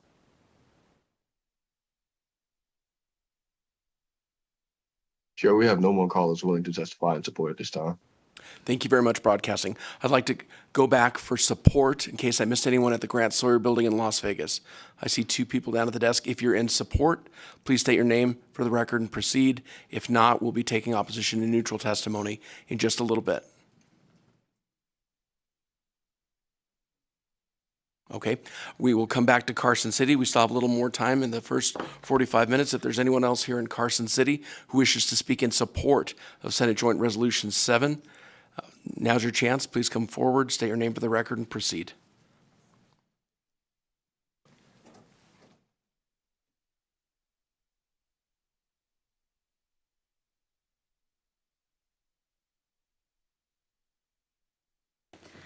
Members of the committee, thank you for the opportunity to testify today. My name is Sarah Rojas, S-A-R-A-H-R-O-J-A-S. I'm here today in support of SJR 7. Our state-level protections for reproductive health care are being tested as states across the country continue to enact anti-abortion legislation after the overturning of Roe v. Wade, forcing people to leave their home states to come to places like Nevada for essential health care. We need to enshrine people's reproductive freedoms in the most meaningful way possible. This constitutional protection is making sure that all patients seeking healthcare in Nevada are protected from government overreach and that patients and their providers are guaranteed privacy. For these reasons, I urge you to support SJR 7. Thank you. Thank you for your testimony.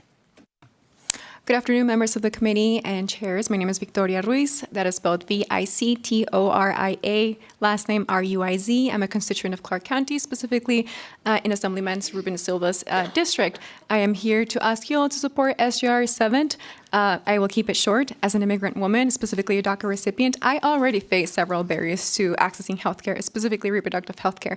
I cannot imagine what my access to healthcare will look like should you choose to not support this resolution, should something happen in the future with my immigration status that, again, does not allow me to access reproductive healthcare. This amendment will enshrine those protections in our Constitution, as has been mentioned several times over and over again. And we cannot sit here in good faith and say that we actually care about people's access to reproductive healthcare while making specific considerations and specific, allowing really our personal feelings to get in the way of what people truly want and need. Again, I ask you to support SJR 7. Please take that into consideration, and I ask you to do what your constituents are asking you to do and not let your personal feelings get in the way. Thank you. Thank you for your testimony. Members of the committee, I'd like to thank you for the opportunity to testify today. For the record, my name is Beverly Schreiber, B-E-V-E-R-L-Y, S-C-H-R-E-I-B-E-R, and I am here today as a lifelong Nevada resident and currently a constituent of Assembly District 2 and Senate District 8. This amendment is about protecting the right to privacy when it comes to someone's reproductive future, whether or not they want children. As a woman of childbearing age, the only person that should be making decisions about my reproductive health care are me. And for many, many reasons, including risks to my physical health, I have decided I do not want children. After the fall of Roe last year, I became absolutely terrified that things like tubal ligation were going to be next on the chopping block. So last September, I had my tubes tied to ensure that I am never forced to bear a child I do not want or can't physically carry. Women's rights are under attack in this country right now, and I wanted to make sure I could get my surgery done before I did not have that choice. I also chose to keep this surgery quiet until after it was done for fear of potential repercussions should I speak about it publicly via social media. It shouldn't have to be this way, but the reality is that we do not know what is coming down the line, so we need to be prepared. That's what this amendment will do. guarantee that whether someone is seeking care for pregnancy or to avoid pregnancy, they will have the right to obtain that care. Thank you for hearing my concerns, and I urge you to take them into perspective and support SJR 7. Thank you for your testimony.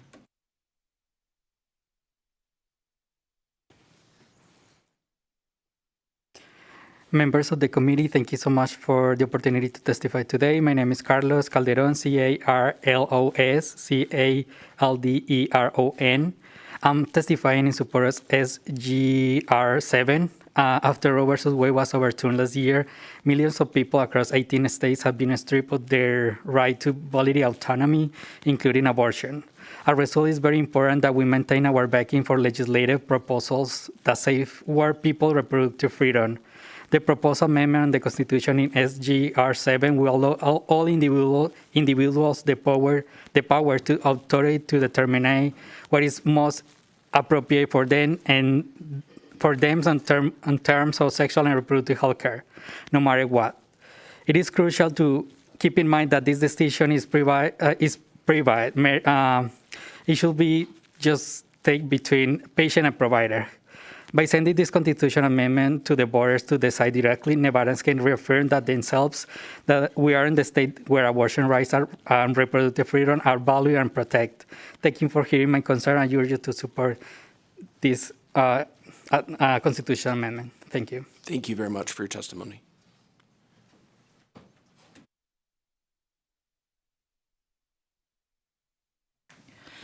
Good afternoon, Chair and members of the committees. My name is Haley, and I'm Haley Lindsley, H-A-I-L-E-Y-L-I-N-D-S-L-E-Y, and I'm an organizer with Planned Parenthood Monte, and I am in strong support of SJR 7. I stand before you today in a country where our rights to access life-saving reproductive care and freedom have been ripped away in states across the country because of stigma and prejudice against abortion care, but also sexual and reproductive care more broadly.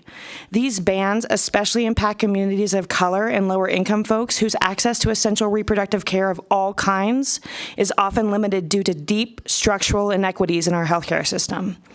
I can speak from personal experience in my own life and working with Planned Parenthood that reproductive health care saves lives. We are here in solidarity with the majority of Nevadans who overwhelmingly support the right to obtain an abortion and the freedom to pursue reproductive health care. I can say with my chest that I am proud to be a Nevadan and proud to say that my state statutorily protects access to abortion. But as we can see by the national landscape, that may not be enough. Despite your personal views surrounding access to reproductive care, I urge you to consider your constituents and their needs by voting yes on SJR 7 for this constitutional amendment to be decided by the people of Nevada. I'm sorry to interrupt you. We're at a minute. Thank you. Thank you. For your testimony. Hello, Commissioner, Chair, and committee members. My name is Bill Sims, S-I-M-S, and I just also wanted to add that this amendment would help add more protections for abortion care in Nevada. We all know it's not just the right to abortions that anti-abortion lawmakers are coming for. Everywhere there have been attacks on abortion care, along with the things that Senator Canizaro has mentioned. This amendment will help with the expansion of health care provided in a post-Roe world. And as someone who has a disability and has never actually been told by any lawmaker what health care I can receive as a disabled person, which has been dozens upon dozens of things, I would hope that you would treat the right to abortion in Nevada the same way that I am treated and that I can get the health care I need for my disabilities, and so should any person be able to receive an abortion for their health care, whether everyone agrees with it or not. And again, I just want to say thank you to Senator Canizaro for introducing this amendment, and I sincerely hope you guys do pass it. Thank you. Thank you for your testimony. Good evening. My name is Claire Hall, and I would like to thank you for the opportunity to testify today. I was born and raised in Nevada and am beyond proud to call it my home for so many reasons, including the fact that it's a state where abortion rights have been recognized and protected through a vote of the people since before I was even born. But today we find ourselves in a scenario where we need additional protections for our right to reproductive care. My fellow Nevadans deserve the opportunity to further further solidify these protections for reproductive health care when this constitutional amendment reaches the ballot. I feel empowered to be a part of history with this constitutional amendment, and you all should too. It's a big deal to make these steps when the minority wants us to believe that they're the majority. They aren't. Nevada has long been a champion of individual liberties and personal freedoms, and we must continue this legacy by ensuring that protections for abortion and reproductive health care are a permanent fixture in Nevada law. I urge you to stand up for these freedoms that we hold so dear and support SJR 7. Thank you so much. Thank you for your testimony. Good evenings, Chair Orenshaw and Chair Gorlow. For the record, my name is Matilda Guerrero, and I'm here on behalf of Battleborn Progress. Nevadans overwhelmingly support access to abortion and reproductive freedom, and this body should continue to stand tall in preserving access to all reproductive rights. The Silver State does not need any politician or any anti-choice extremist making decisions about my medical needs or anyone else's. We thank the Majority Leader for sponsoring this important measure and her dedication to continue protecting access to abortion. Thank you. Thank you very much. Good evening, chairs and members of both committees. My name is Brianna Escamilla, BRIANA-ESCAMILLA, and I am a resident of Senate District 13 and Assembly District 30. I am proud to support SJR 7 for many reasons, the biggest of which is that I truly believe that access to sexual and reproductive health care in all of its forms, including abortion care, is at the center of true equity for our wonderful, diverse communities in Nevada. The ability to determine if, when, and how to start a family, and to do that safely, is a basic human right. Unfortunately, this is a right that continues to be stripped away in other states across the nation following the Dobbs decision last summer. Currently, millions of Americans live in states where they cannot access the reproductive health care that they need, and that is terrifying. Over the past year, we have seen how easy it is for shifts in political power to result in a devastating loss of rights and care for everyday people. We cannot let that happen in Nevada. We need to ensure that the right to reproductive health care is protected in our state constitution. Nevadans overwhelmingly support reproductive freedom, and our constitution should reflect that value. I urge you to support SJR 7. Thank you for your time. Thank you.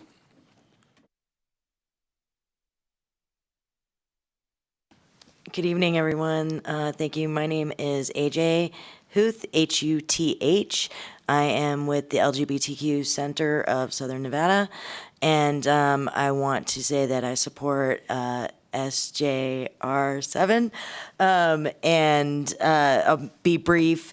I'm here because I have a granddaughter, and I want her to have the right to choose if she wants to have a family or not. Right now, she's saying she does not want to have kids. She's 6, so that may change in the future. We don't know, but either way, we support her decisions, and I want her to be able to have that choice. So thank you very much. Please support this. Thank you. Good afternoon, evening. Chair and members of the committee, I'm Cassie Charles, and I'll keep it brief. I'm strongly in support of this resolution. I grew up knowing that my mother would not survive another pregnancy due to a heart condition. And it brought me great comfort as a child knowing that she had access to safe and legal abortion should she need it to end her pregnancy. I strongly urge you to support this resolution. Thank you. Thank you very much. Anyone else who wishes to speak in favor of Senate Joint Resolution 7 here in Carson City? Please state your name for the record and proceed.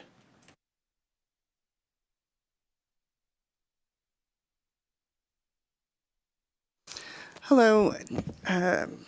My name is Dayla Gibson, Daela Gibson, and I'm here as a constituent.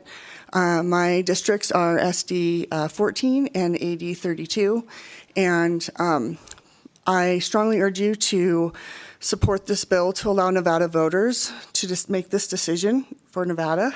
I was told in a meeting today with one of my representatives that he didn't trust Nevada voters to make this decision, and I think that's wrong. So I definitely urge you to let Nevada voters have their say. Thank you.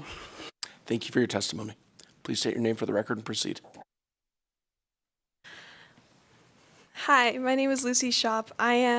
Or SCHOPP. I'm 15 years old. I go to AACT. I'm here today advocating for those at my school who are not here and cannot advocate at the Capitol. I strongly hope you guys consider passing the bill SJR 7. Thank you. Thank you very much for your testimony. Good evening. For the record, my name is Erika Castro, Erika-Castro. I am from Las Vegas. I'm one of the people that has to fly back home in a bit.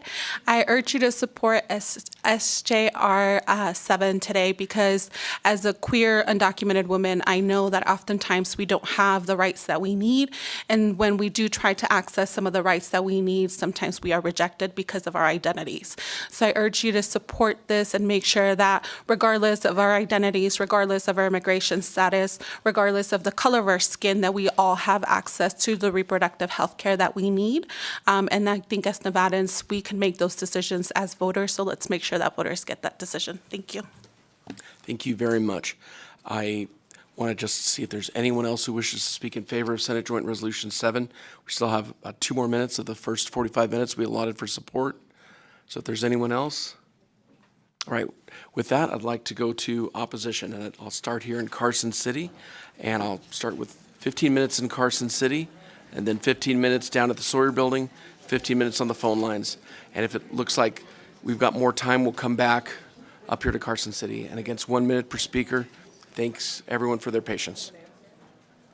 Please state your name for the record. Yolanda Canuck, Yolanda, last name Knaak. I'm here on behalf of the Nevada Federation of Republican Women. I have a letter written by their secretary, Kathy Doyle. Dear legislators, the Nevada Federation of Republican Women was formed in 1961 with 3 clubs, and we've been growing ever since. We now have 20 clubs statewide and more than 1,600 members. The Nevada Federation of Republican Women passed a resolution in 2020 to oppose abortions after the 5th month of pregnancy.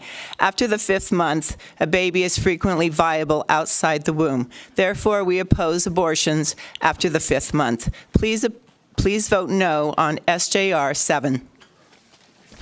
Thank you for your testimony. Your microphone is not on. Thank you. Emily Mimnaugh, Minnaughh. I am here on behalf of myself as a resident and attorney, and I'm here on behalf of Pacific Justice Institute, Center for Public Policy. SJR 7 does not maintain the status quo. It does not simply give constitutional protections to current abortion statutes. Rather, it creates a new fundamental right using this term reproductive freedom. 2 points in 40 seconds. First, the term reproductive freedom is dangerously vague. It may include puberty blockers, it may compromise parental rights, and it absolutely will threaten freedom of conscience.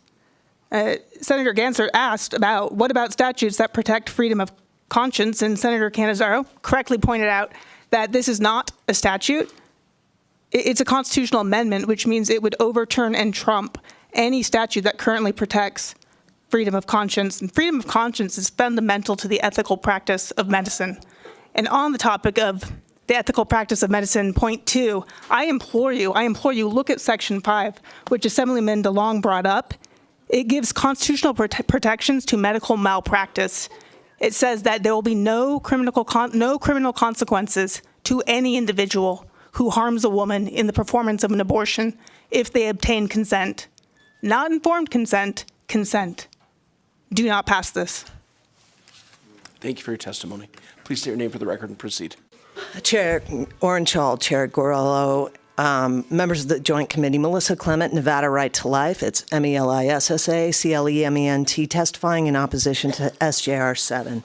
Nevada Right to Life strongly urges legislators to oppose this resolution for 3 reasons. 1, the language of the proposed measure creates a right to abortion throughout all 9 months of pregnancy without limitation. The so-called health exception after viability is really a license for unlimited abortion, since the definition of health includes mental health defined by the abortionist himself. Therefore, all any abortionist has to do to perform an abortion right up until the moment of birth is to say that, in his opinion, it was done for the mental health of the mother. The fetal viability definition in the proposed measure is inadequate and allows the abortionist to determine what viability means, since the language contains a subjective standard empowering the abortion industry to regulate themselves. The language of the proposed measure would make it impossible and illegal to pass common sense protections for the unborn child and her mother. I would point out, child and her mother, two things not in this bill. Please vote no. Thank you very much. Thank you for your testimony. Please state your name for the record and proceed. Good evening, chairs and members of the committee. My name is Janine Hansen. I'm the state president of Nevada Families for Freedom. SGR 7 enshrines the brutal policy of infanticide as a fundamental right. There are no protections for the unborn survivors of late-term abortions at 6, 7, 8, or 9 months. The definition of fetal viability precludes the use of extraordinary medical measures to keep a baby alive unless there is significant likelihood of the sustained survival. What is the message? It's okay to murder a baby who survives abortion. How is extraordinary medical means and sustained survival defined? Do we just throw the baby on a cold counter and let her gasp for breath on her own until she dies? Or will the abortionist murder her by throwing her in a plastic bag? Does sustained survival have a time limit? If the baby survives 24 hours on her own, is that sustained survival? Or do we wait 48 or 72 hours to make sure she's dead? The definition of infanticide includes the whole first year of a baby's life. Our nation's founders shed their blood to provide us with a constitution that would secure the blessings of life and liberty to themselves and their posterity. Posterity means all Hansen, future generations of people. Thank you, Ms. Mr. Hansen, Chairman. You're at 1 minute. And again, I do want to remind all speakers that I'm just not going to tolerate disparaging comments towards anyone else. We have differing views. All of us have differing views on this issue, but I'm not going to tolerate disparaging comments towards anyone involved in this or anyone who's testifying. Thank you. Please proceed. Good evening. Lynn Chapman, State Treasurer of the Independent American Party, that's CHAPMAN. The Washington Examiner reported in 2018 about the termination of a contract for fresh aborted baby parts from Planned Parenthood Partners Advanced Bioscience Resource. The contract signed by HHS in July 2018 was to purchase $16,000 of fresh aborted baby organs and tissues to put into humanized mice. ABR has partnered with Planned Parenthood for almost two decades to harvest and sell fresh baby parts, often for taxpayer-funded experimentation. Quote, through its National Institutes of Health Division, HHS spends $100 million in taxpayer money annually on projects using fetal organs and tissues from abortions. Last year, $20 million of that was spent on intramural research projects, fetal experimentation being conducted in government facilities owned and operated by HHS. Since this article was written, HHS announced a review of fetal tissue procurement and experimentation, which must be exacting and will terminate all other agreements with businesses in abortion industry. But I question how much of this is still going on. Ms. Chapman, I'm sorry to interrupt you. We are at 1 minute. Okay, thank you. Thank you for your testimony. Your microphone's not on, sir. Mr. Chairman, I'm Don Nelson. I represent Nevada Right to Life. Late abortions are not rare, nor mostly for extreme situations. There are around 70,000 between 14 and 20 weeks and 10,000 after 20 weeks. In Who Seeks Abortions at or After 20 Weeks in Perspectives on Sexual and Reproductive Health, they say that data suggests that most women seeking later terminations are not doing so for reasons of fetal anomaly or life endangerment. There are no states where doctors need to fear treating women with ectopic pregnancies, miscarriages, or when the mother's life is at risk. All states have laws to allow treatment for these situations. The unborn are conscious and capable of suffering from at least the early second trimester on, and those abortions kill conscious, pain-capable human beings. Nevada has a profound and compelling interest in preventing cruelty to conscious and pain-capable human beings. Thank you for your time. Thank you for your testimony. Please state your name for the record and proceed. Hi, my name is Susan Hofbecker, and I am against this SJR7. I was pregnant at 17, unmarried, living at my parents' house. My mom, my dad, and my boyfriend pressured me to abort, but I would not kill the life inside of me. I said I would give the baby up for adoption. That protected me from being badgered to take the life of my child. My son is almost 53 years old, and he's a very successful businessman, and I am so proud of him. Abortion is still free and legal in the state of Nevada, doesn't need to change our Constitution. It's hard for me to imagine that we, the people, should pay to end life. It's not about reproductive rights in Nevada. It's about taking innocent life. And I have no problem with birth control and health care for women.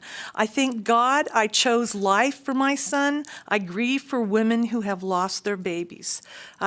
We have a constitutional right to life. Thank you.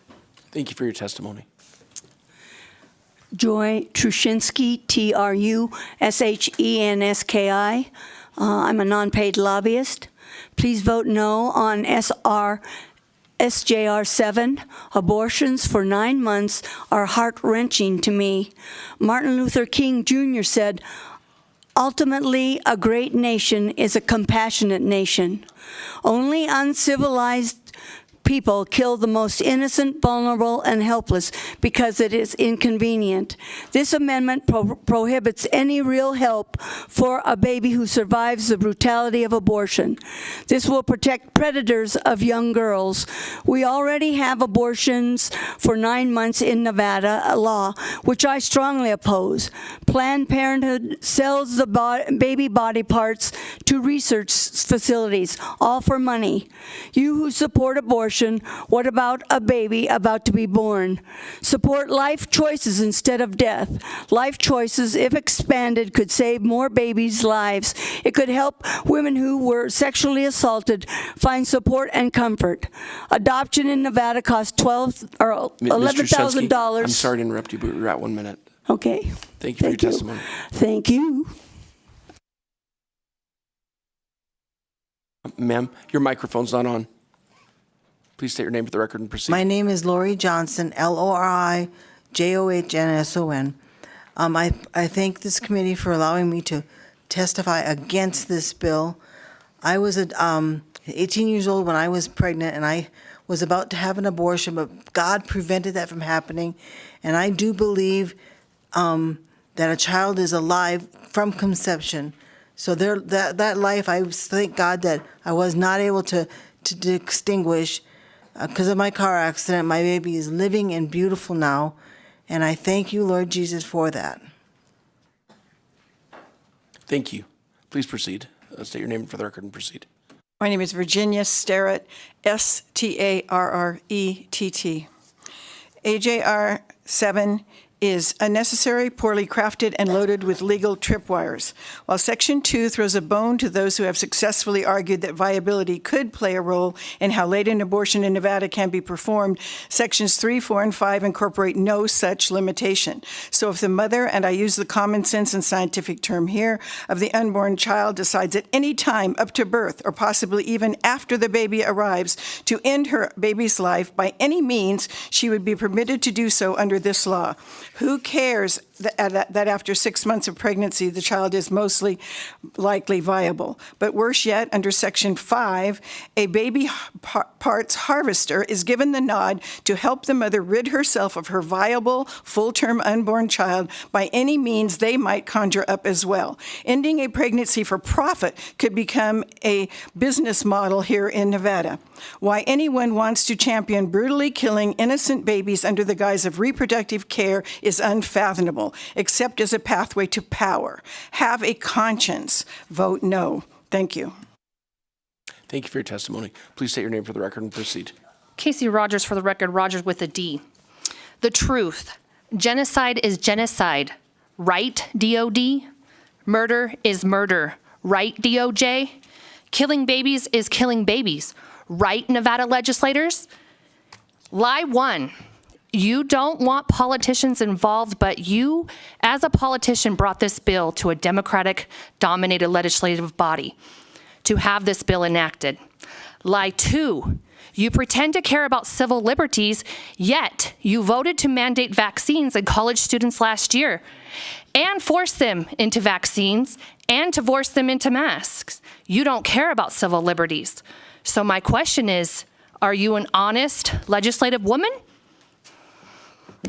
And you're literally killing civil liberties. I appreciate your comments, but I and don't want any understand disparaging that, comments but towards you any also, legislator you or member. also, sir, have taken the rights of our first freedom of speech and the ability to use freedom of expression by removing those other people in the other place in Las Vegas. You did that.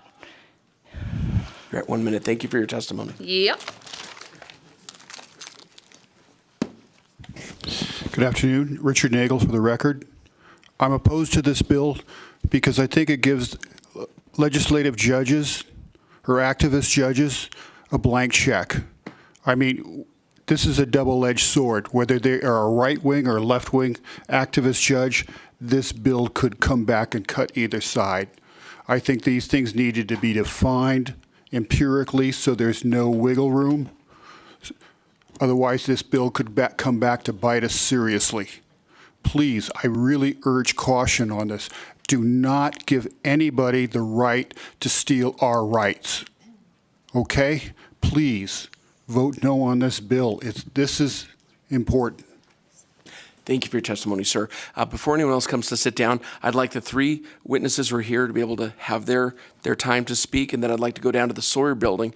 Then I'll go to broadcasting on the phone lines, and then if there's time in this 45-minute block, I'd like to come back to Carson City to try to give everybody an opportunity to speak. So if the folks who are standing would please take a seat, I'd like the three members of the public here to be able to speak, and then I'll go down to the Grant Sawyer building in Las Vegas, the phone lines, then I'll come back here to Carson City. We're just at almost 15 minutes right now, so please state your name for the record and proceed. Michelle Austin, Michelle-Austin. I am opposed. Abortion is murdering babies and future generations. Cultures have sacrificed babies since Genesis. Our Constitution and Declaration of Independence is our foundation. Without it, we are not America. We should hold those documents which state life, liberty, and the pursuit of happiness for all. That means babies not born yet have those God-given rights. Those rights did not come from man because our founding fathers knew they would be taken from us like our selected officials have been doing for decades. God is about life and love. Satan is about death and destruction. The Constitution comes down to do no harm and do not trespass. That means do not trespass on property or our bodies. The woman carrying a future heir is trespassing on that baby's body, a separate body from hers, and she has no constitutional right to trespass on its right to life and murder it. More babies have been murdered in the name of abortion than all soldiers killed in all of our wars, from the Revolutionary to Afghanistan. Unborn babies can't speak, but they have that God-given right to be born. 84% right now of Nevada currently is opposing this resolution. Thank you. Thank you for your testimony. Please state your name for the record and proceed. Good afternoon. My name is Dr. Tracy Muscari, Tracymuscari. I'm a practicing physician here in Nevada, but I would like to voice my family, friends, and believe it or not, a majority of my patients' concerns over abortion. I am against abortion being a fundamental right because it is killing another human being. Fundamental rights should be about our own rights, not affecting another person. Slavery was considered to be a fundamental right, and that was wrong. And you could do whatever you want to the slave until that was removed from the Constitution. One role of our government is to protect the people of Nevada and to not favor one class of people over another. Girls are given RU486 over the phone.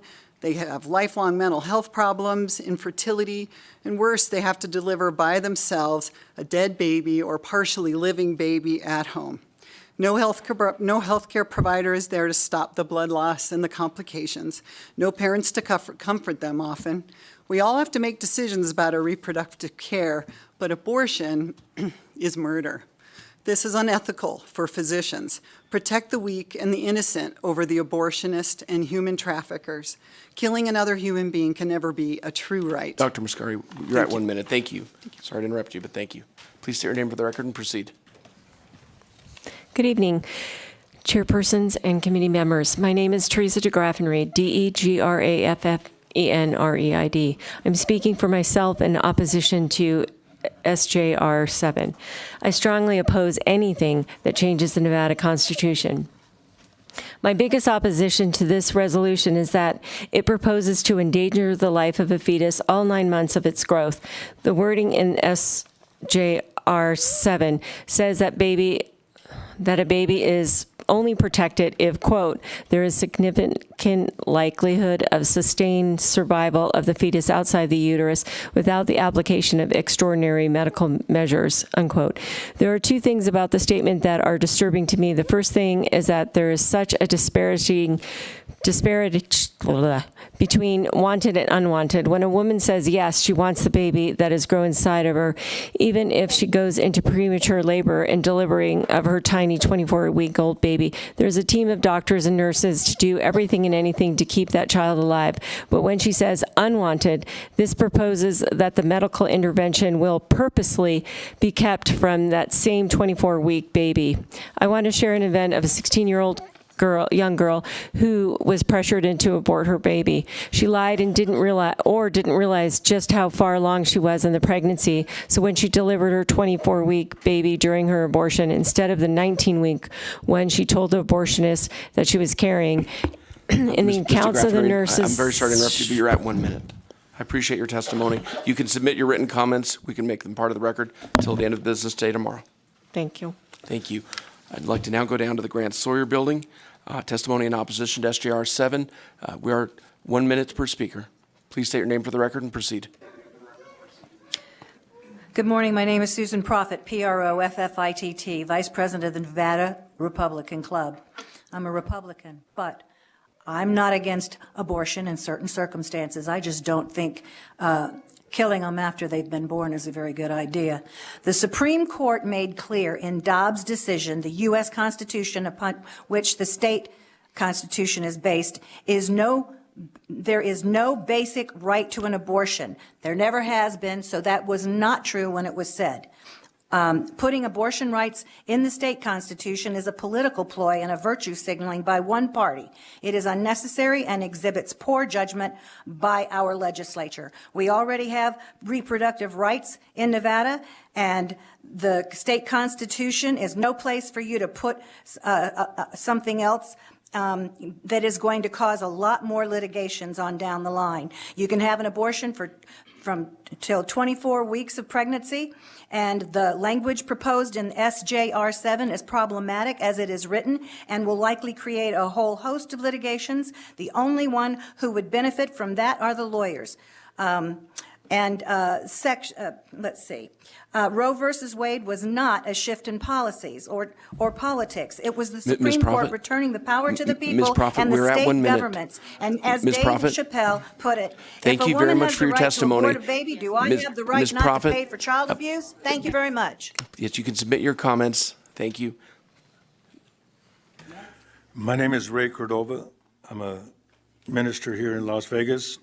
But when I was 18 years old, I wanted my girlfriend to get an abortion. And I did it because I wanted it because I had a scholarship to go to college. But I'm glad I didn't kill my baby boy because he became a great blessing to me. You know, I had a conscience at that time because I was raised Catholic and we were told that murder was wrong. And I praise God for that conscience because I wanted to kill my little baby boy because it was inconvenient and it would keep me from going to school. That was my goal. But, you know, now I know that this is not reproductive health care. It's reproductive selfish health care. We kill these little babies because it's not convenient. It's inconvenient to take care of them, and we do it out of selfishness. So I pray that you reject this SJR 7 resolution or whatever it is, that you vote against it, because God's word says, before I formed you in the belly, I knew you. Before you came forth out of the womb, I sanctified you. I ordained you to be a prophet unto the nations. We are at 1 minute. Thank you. If you have any other written testimony, you could submit it and make part of the record. Thank you for your testimony. Good afternoon. My name is Christiane Mersch, Crismersch.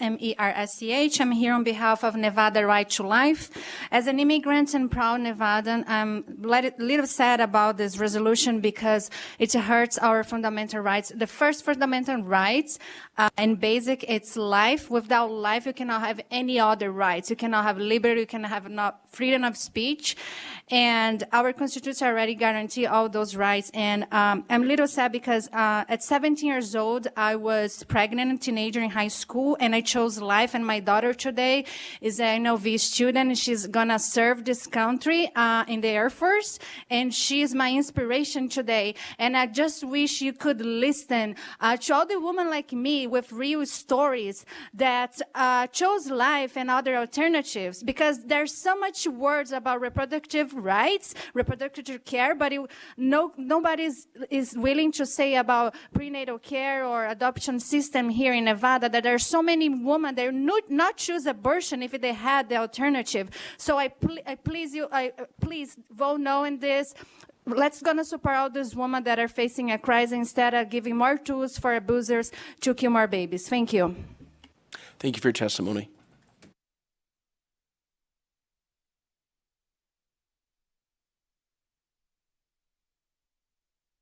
Good afternoon. My name is Nick Hendricks, Hendrix. I'm here to ask you, with these others, that you would trash this bill, that you would tear it up, and that you do what is right and protect the life of each and every child that resides in the womb of their mother.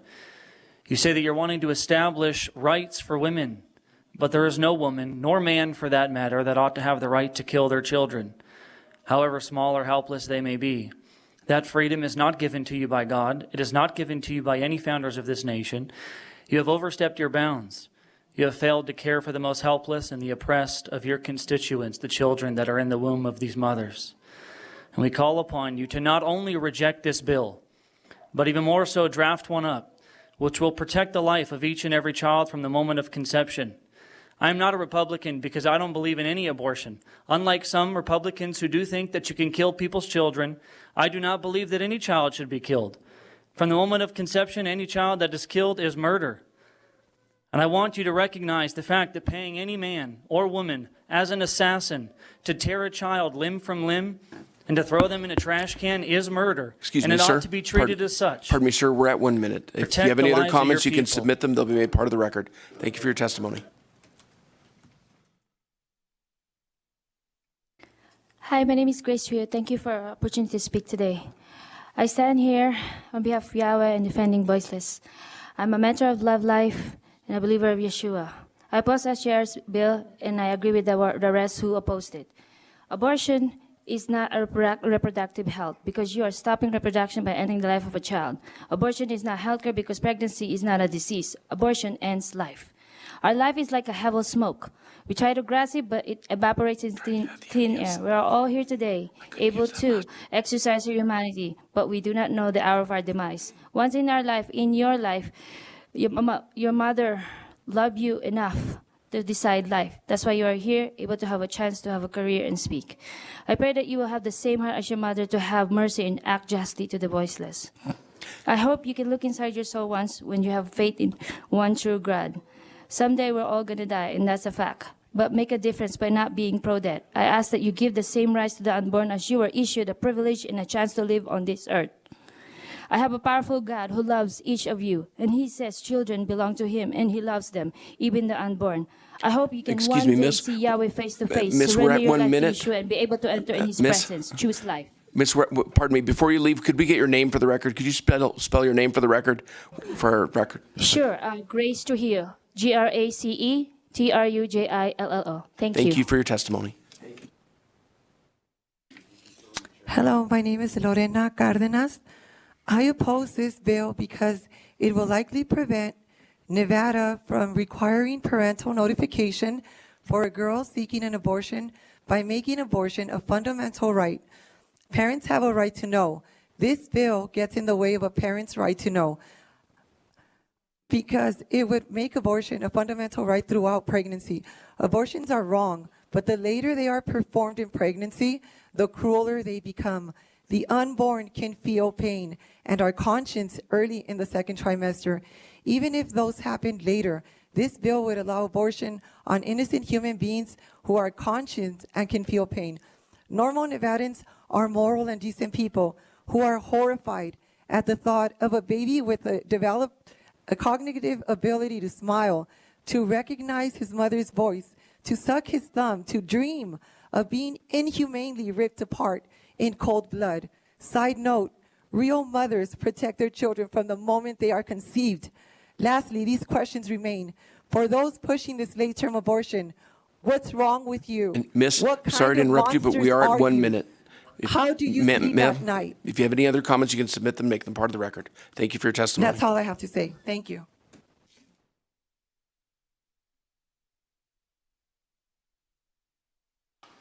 Hi, my name is Manuel Lucas, Manuel-Lucas. I'm a husband, a father to 5 small children. I'm a special education teacher in CCSD, and I'm a pastor. I come here today to oppose the malicious attempt to enshrine reproductive freedoms into our state constitution, which is a deceitful way to say you have a right to murder a baby whenever you feel like it. I come as a member of this community to plead for the lives of those who have no voice inside the womb, Black, Hispanic, Asian, white, and all babies that will have their skulls crushed, their limbs ripped apart, and thrown into a trash bag labeled medical waste in the name of reproductive freedom. As if killing children in the womb up to 24 weeks isn't heinous enough, now in your arrogance, you prowl like a lion ready for ambush to pounce on the blood of children up to 9 months. Nicole, Canizaro, and all in favor of this bill, if you continue in your rebellion to the Lord Jesus Christ, we are not going to and show no disparage mercy to any these members of children, this committee. Broadcasting, please turn this gentleman's microphone off. We'll go to the next speaker. Please state your name for the record and proceed.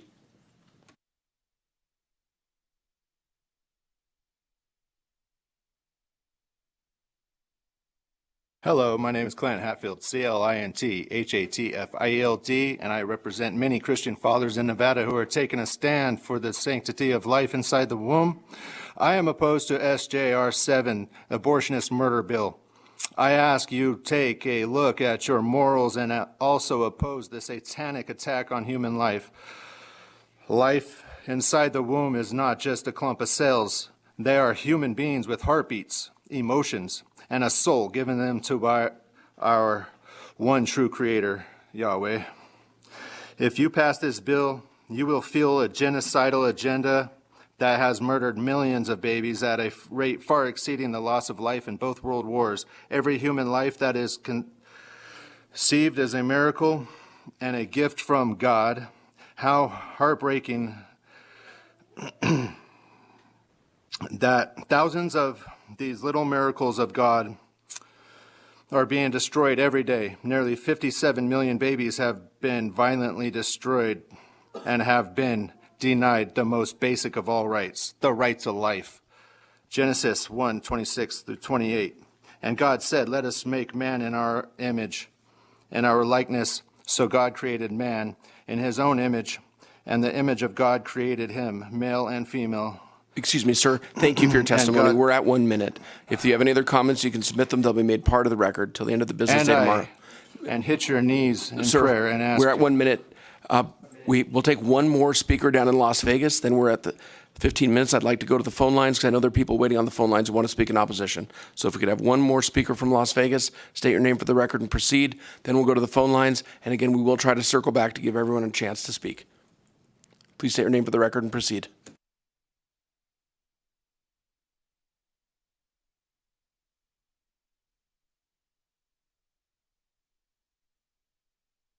Yesenia Gonzalez for the record. I am against this slaughterhouse bill. Some of you are parents and are alive because someone made the choice to have you, and others maybe were adopted or raised by family. Nonetheless, someone loved you and raised you the best they could. Thanks to them, you sit in the very seats you're in at this moment. How tragic that some of you could possibly even deliberate that it's right to end the life of an individual that can't advocate for themselves. Better yet, the fact that you're calling it a reproductive right and allow it to be treated as a contraceptive method. An unborn child has a right to live.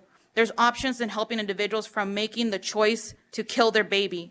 In Las Vegas, the Women's Resource Center helps mothers navigate options at 7 weeks. I heard my son's heartbeat. At almost the third trimester, I was told to consider an abortion by my doctor because my child had a hole in his heart. I made the choice to have him regardless of what my doctor said. He told me to consider his quality of life. I chose to give him a fighting chance and loved him no matter what. My son is 18 years old now, and he was born with no birth defects and healed by the grace of God. Proverbs chapter 6, 16, 19. There are 6 things that the Lord hates, 7 that are an abomination to him: haughty eyes, a lying tongue, and hands that shed the innocent blood, a heart that devises wicked plans, feet that make haste to run to evil, a false witness who breathes out lies, and one who sows discord among brothers. If you're a brother or sister in Christ Thank you for pushing your this bill, testimony. you're guilty of allowing the Ma'am, bloodshed we are of at the 1 innocent minute. by God's word. Thank you for your testimony. Any additional comments you can submit and will be made part of the record. Broadcasting, if we can go to the phone lines. Anyone who's waiting to speak in opposition to Senate Joint Resolution 7, and we will try to get back so everyone gets an opportunity to speak after that.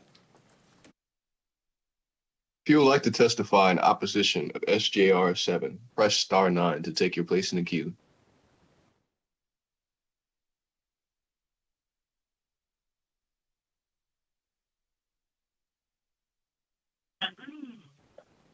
Good evening, everyone. My name is Cyrus, C-Y-R-U-S. There are reasonable cases for abortion. There are some good arguments. I just don't see how it's supposed to be in the Constitution. It doesn't make sense. I mean, somebody tell me. There was this huge protest last year, and people just didn't want to tell me. Some were screaming at me. I don't know, man. Just tell me. I'm going to go see Barry Manilow in a half an hour. Maybe he'll tell me why. Thank you so much. Yield my time.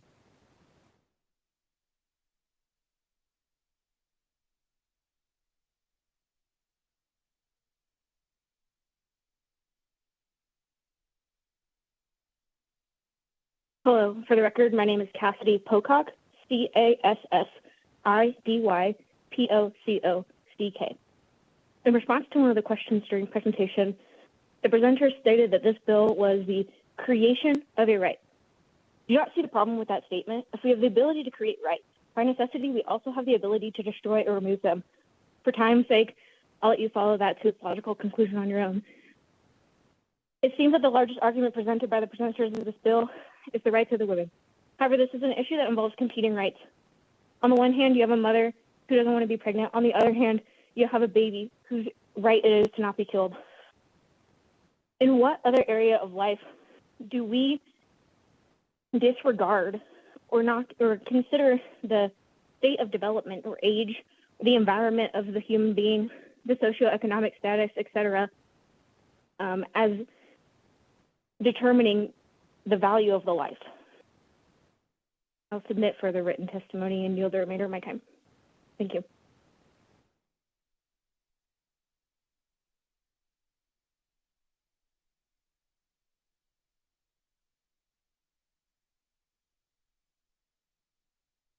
Good afternoon, Mr. Chair and members of this committee. For the record, Cindy Martinez, AD 30 and SD 13. The elements of this resolution are an emotional matter in which women and men, past and present, painfully navigate the choices and consequences of family planning, reproductive health care, and abortion. I understand many of the comments already stated on both sides of this argument. I object to amending the Constitution via amendment process to create rights not historically enumerated as natural rights, and having already been ruled by the Supreme Court as no right to an abortion exists in the Constitution. Babies have constitutional rights requiring protection. This is a perfect example of the chasm between campaigning and governing.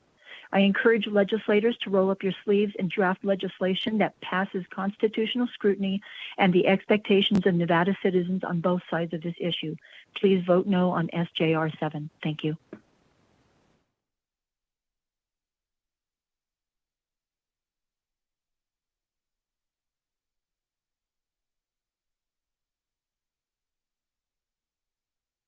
My name is Aurora Tangaro, Tangaro, and I live in West Wendover, Nevada. I'd like to speak in opposition of SJR 7 and to tell you what happened here. Planned Parenthood decided they wanted to come to our 4,500 population border town when abortion was further restricted to Utah. They wanted to come here because they wanted to retain those 3,000 plus abortions they perform annually for Utahns. They noticed our need for better primary care and are preying on our desperation to get it. When it became clear to us during the city council meeting that they refused to commit to actually providing any of the primary care services they said they would, we asked our council to deny them. The abortion industry is deceitful, and your proposed amendment will further deregulate them when they should have more regulations placed upon them, not less. My small community does not want to be turned into an abortion destination, and we want our rights too. The right to have a say in what kinds of businesses we allow and promote in our city. Thank you.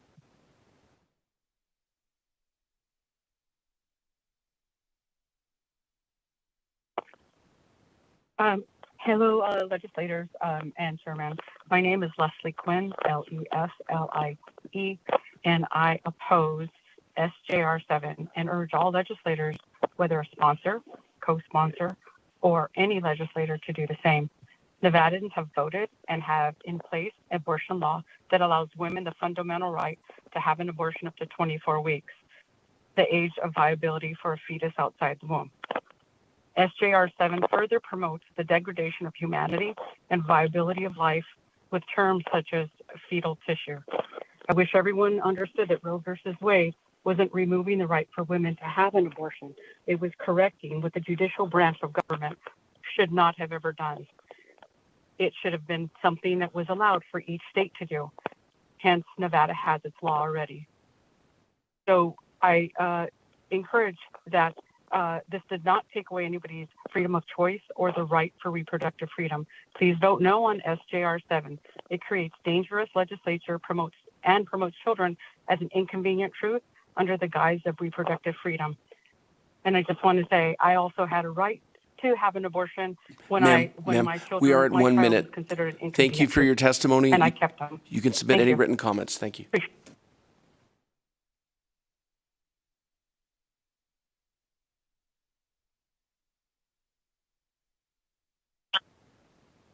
Good evening. My name is Denise Ashurst, Denise Ashurst.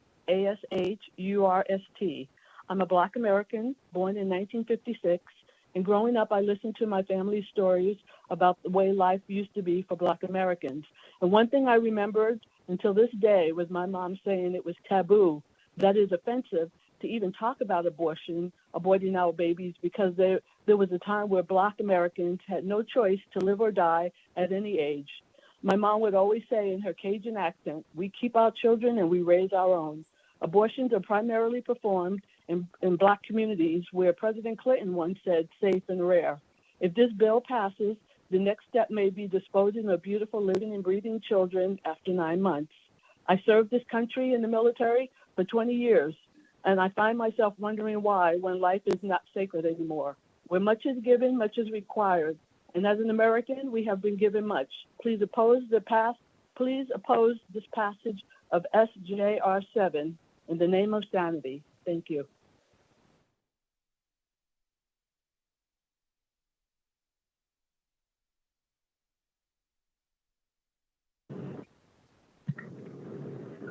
Hello, this is TJ Belanger, Belanger. I'm the survivor of an abortion attempt. I'm 60 years old, and I am the grandmother to 5 grandchildren. Then my daughters started having babies when they were 17 and 18. We have our children. We raise our children. Most importantly, my life matters. You all would leave me to die. If I was born now, my mom wanted to abort me, I would have been left for. A lot of people wish I was dead, I'm sure, but I'm not, and my life is vital. And let's stop serving Molech. That's what all this abortion is. These babies, after 6, 7, 8, 9 months, they have the right to try to survive and be helped to survive if they can, like me. We need to stop serving Molech, and we need to stop serving. This actually is for the organizations that are harvesting organs. It makes it larger, better organs for them. That's what this is all about. And if anyone's getting any inappropriate funds for that purpose, shame on you. Stop serving Molech. My life was worth it. She tried to abort me. I'm alive. Let them live. Guess what? There's no such thing as an unwanted Ma'am, you baby are at here. 1 minute. For every Thank you for your testimony. Please submit abortion any and written comments you have. adoption are equal.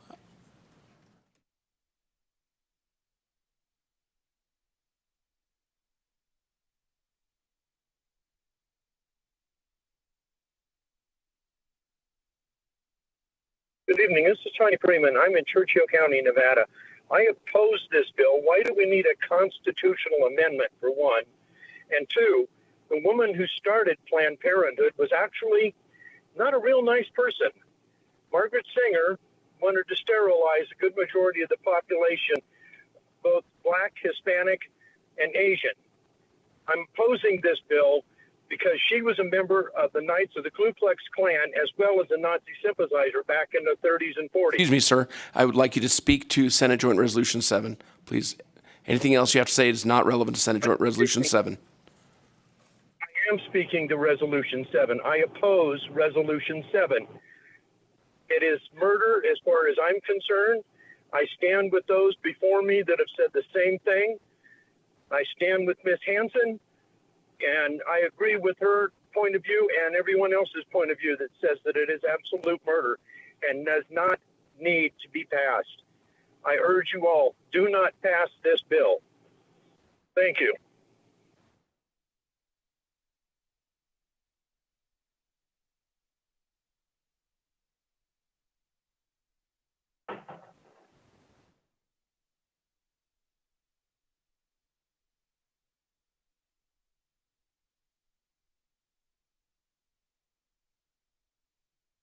Caller, you're unmuted. Andrea Aguilar, opposing.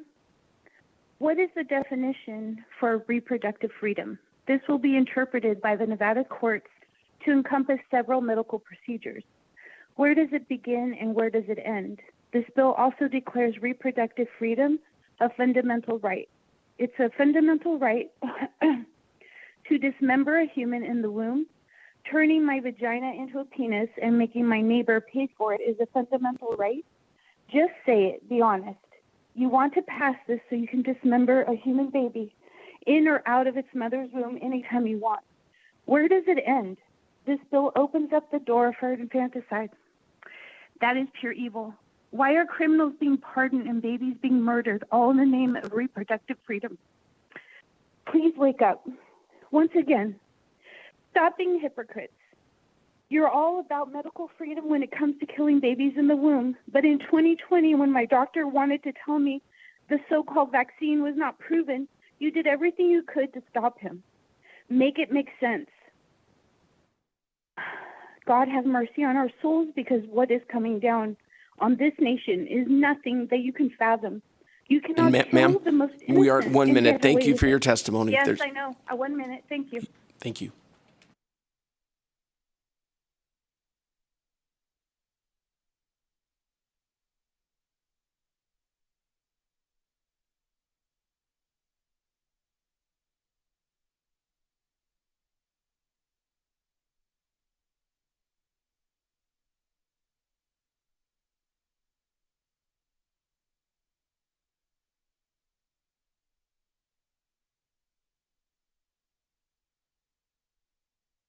Corey Bruce, C-O-R-E-Y-B-R-U-C-E. I'm the chairman of the board for Real Choices Women's Centers in Northern Nevada. We believe whether you're pro-life or pro-choice, you can get behind what we do. We give women and men evidence-based information they need to make choices about their pregnancy, what's right for them. All of our services are free. Most importantly, we do not profit off of anyone's pregnancy decisions. No matter what they face, what their choices are, parenting, adoption, abortion, we give compassionate care. We do not provide or refer for abortion procedures. If you've personally not read about or watched what happens during the stages of abortion and you're considering this bill, you need to. Believe what we can do is do better. Support organizations like ours who are trying to help the exact people you say abortion will save. Abortion will not save them. Chances are they will find themselves in the exact same position again, encouraging even deeper physical, spiritual, and emotional trauma brought on by abortion procedures. What do you all want your legacy to be? You were given a chance to be born, to live, to make an impact. How are these babies who will be killed in the womb any different than you are? Our great 40th President of the United States, Ronald Reagan, said, I have noticed that everyone who is for abortion has already been born. I reject SJR 7. I will send submission comment for the record. Thank you.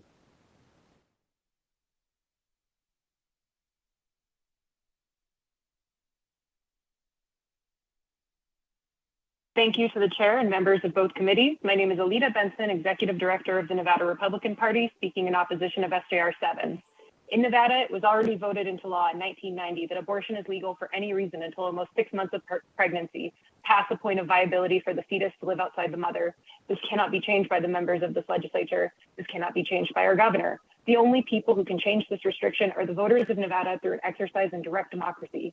The sponsors of this resolution are attempting to circumvent the process of collecting signatures, putting this on the ballot, and persuading voters on the merit of the proposal of unlimited third trimester abortions by introducing this legislation. One additional point, there is language in this resolution that is not only offensive but dishonest. A miscarriage or a stillbirth is not an abortion. Please do not equate the agonizing death of wanted children with an abortion. 1 in 4 women will encounter the pain of a miscarriage in their lifetime. Please stop trying to hijack their heartbreak to promote this resolution, which allows abortion in the final 3 months of pregnancy. Say no to SJR 7 and respect the will of Nevada voters that barred the legislature from weighing in on this topic. Thank you.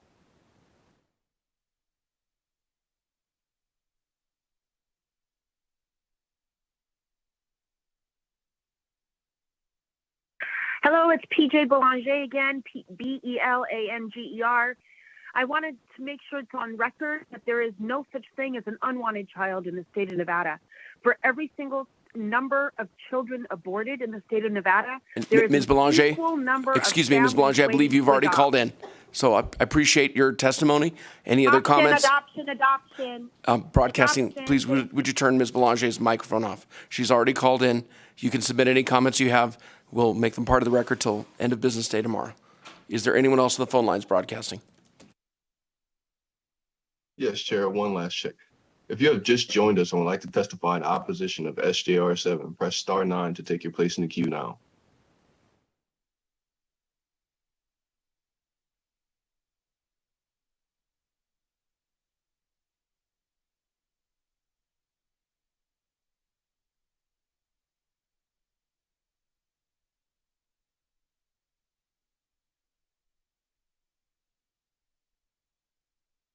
Hello, and thank you for listening to me tonight. My name is Jessica Ansel, and I strongly oppose SJR 7.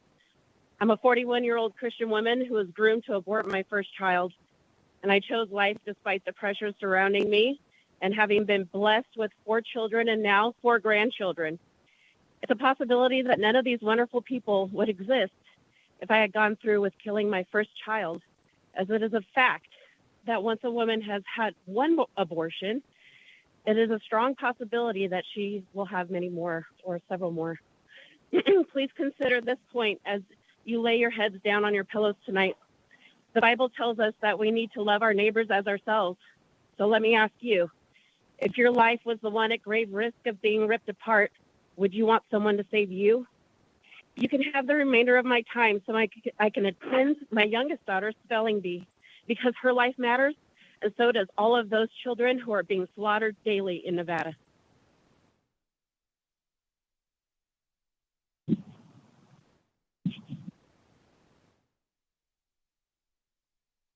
Chair, we have no more callers willing to testify in opposition at this time. Thank you very much, broadcasting. With that, we are at over an hour and a half testimony for and against. Before we go to neutral, I'd like to take a brief recess so that members can use the bathroom and if you need to stretch your legs. Then we'll come back. Well, we laid out the roadmap in the beginning, sir. Support, opposition. Then we're going to go to neutral. We are in recess.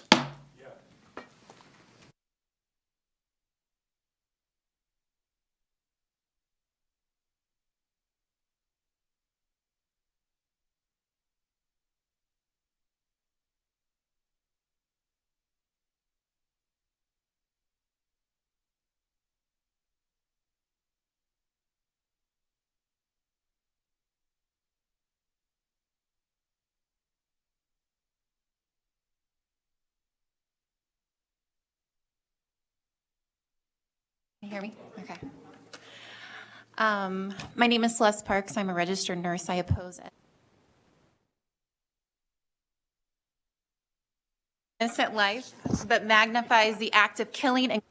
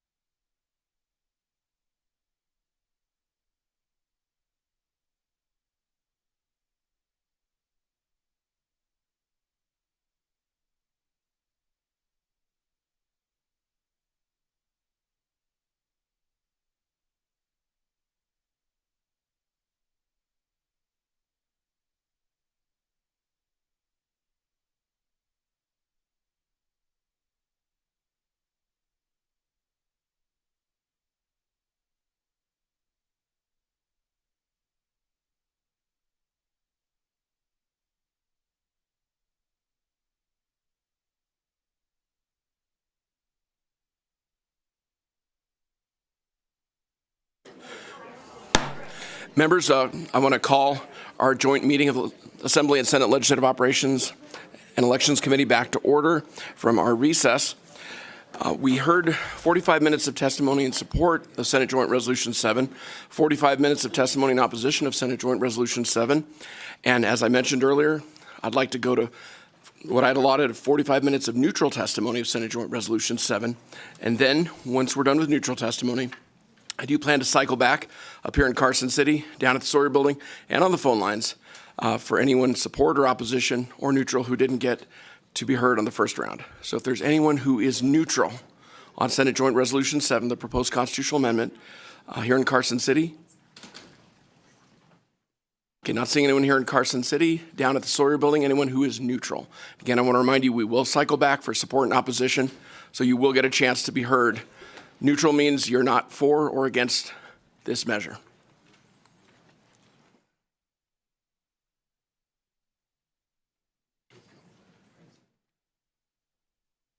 If you're neutral, please state your name for the record and proceed. If you're support or opposition, please just hold on and we will get back to those in just a little bit. Okay, I'm neutral. Please state your name for the record, Harold. sir, and proceed. My name is Harold Erbacher, B-R-B-A-C-H-E-R. This is a very sensitive subject, and so I'm not going to make it personal or anything. I just want to state some science, and we all need to look at it. And also the fact that some supporters are comparing fetuses to tonsils shows the need for further education into this matter. That's why I need to bring a study to your attention, published in the National Library of Medicine, titled Fetal Behavior Responses to Maternal Voice and Touch. This study shows fetuses as young as 21 weeks respond to the touch of their mother. More research is needed, but early indications suggest that fetuses as young as 21 weeks are attempting to communicate with their mother. And you can find this online at PubMed. I'll just spell it. PUBMED.NCBI. Sir, I appreciate your testimony. You certainly sound like this is opposition testimony. I wish if you. No, it's not. You find it online. Please let the people inform. It's for everybody. PUBMED.NCBI.NLM.NAIH.gov/26053388. All I'm asking for is, or a legal term, a stay of execution, and we wait. And we wait. And sir, we're at 1 minute. If you have any other comments, you can submit them. They'll be made part of the record. Please submit them by end of the business day tomorrow to our committee. Anyone else neutral down at the Sawyer Building who wants to be heard, who is neutral on Senate Joint Resolution 7? Am I on live? Yes, we can hear you, sir. Please state your name for the record and proceed. All right. Ralph Hoyland, Hoiland. I just came in as a visitor and just listening to everything. But as an 81-year-old who raised 6 kids and tons of grandchildren and great-grandchildren, why are we aborting 2 million people a year? Mr. Hoyland, I appreciate your testimony, but I believe you. And then we I believe your opposition open up the border testimony. and bring 2 more million in. Mr. Hoyland, I believe you sound like your opposition testimony, which we will get back to opposition. So if I'm not opposite. I'm as neutral as you're going to get. Trust me. My daughter used abortion as her chosen form of birth control. I would have accepted all the children, but she wouldn't do it. So I don't care. I'm not religious. I'm not anything. But if you open up the gates and let this one in, will we be back in 4 or 5 years when they're trying to have women's right to decide the eye color? So when they have Mr. the baby, Hoyland, we are at 1 minute. I appreciate your testimony. If you have any other comments, you can submit them in writing. They'll be made part of the record. We'll have to the end of the business day tomorrow. Thank you for your testimony, sir. Down at the Sawyer Building, anyone else who wishes to speak neutral to Senate Joint Resolution 7? Hello? Hi there, we May can I hear you. speak? State your name for the record and proceed, miss. Okay. My name is Rachel Puena, last name Puaina. Just wanted to say hello to all the senators and assembly men and women. I'm trying to stay as neutral as possible. So I hope that both sides can actually come to some sort of agreement. I know we're both heated on both sides. I ask that we consider everyone to have their voices heard and to think about others as well. I know as much as all my friends are really upset about what's going on, I pray that you guys just please be considerate and think about those women who have to decide on who think abortion is the answer. Let's consider what they are going through and pray for them, because if they think this is the way to go, then there must be something wrong with the soul of this country. We have to think about both sides. There's a reason why we're all upset over this. So I pray that, if you really Ms. want Puena, to you are talk at 1 about. minute. You are at 1 minute. Okay. Thank you for your testimony. So please just strike the parts that says abortion, because if it is about prenatal care and about Ms. reproductive Puena, health. we have then let's many keep it speakers. I at appreciate that, your please. testimony, but we Thank passed you. 1 minute. You can submit written comments to be made part of the record. Please state your name, sir, and proceed. Correct. My name is John Carlo, the young gentleman from Las Vegas. And I read part of the bill here, and it said something about pregnant individuals, and I'm not familiar with that term in normal society, and just kind of want to ask, like, this bill is fighting for women's reproductive rights. I just have a simple question. What is a woman? Thank you very much for your comments, Mr. Carlo. And you can submit any written testimony you have to the committee. With that, is there anyone else at the Story Building who is neutral? Okay, I'm not seeing anyone else neutral. Broadcasting, if we can go to the phone lines. Anyone who is neutral on Senate Joint Resolution 7? If you would like to testify neutral to SJR 7, press star 9 to take your place in the queue now. Again, if you'd like to testify neutral for SJR 7, press star 9 to take your place in the queue now.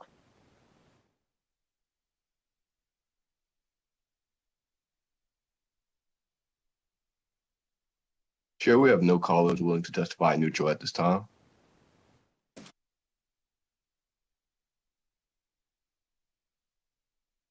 And I apologize for those who are here sitting at the table. We're cycling back. We heard support, opposition, neutral. I'd like to go back to support, give support a chance, then I'll come back to opposition. It looks like we have 30 minutes left of the 45 minutes that was allotted for neutral. So I'd like to come back to Carson City and support. Anyone who wishes to speak in support of Senate Joint Resolution 7 who did not get a chance to speak. Okay, down at the Sawyer Building. Anyone who wants to speak in support of Senate Joint Resolution 7 who did not get a chance to speak. Broadcasting, could we go to the phone lines? Support of Senate Joint Resolution 7. Anyone who wishes to speak in support who did not already get a chance to speak. If you would like to testify in support of SJR 7, press star 9 to take your place in the queue now.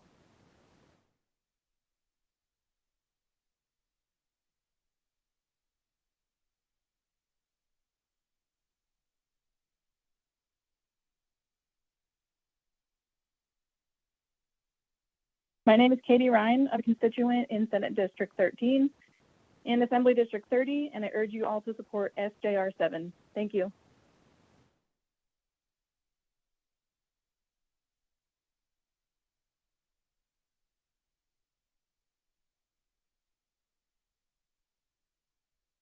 Good evening. My name is Roy Sanders Hillman, ROI-SANDERS-HILLMON. I'm calling in to express my support for SJR 7. Thank you.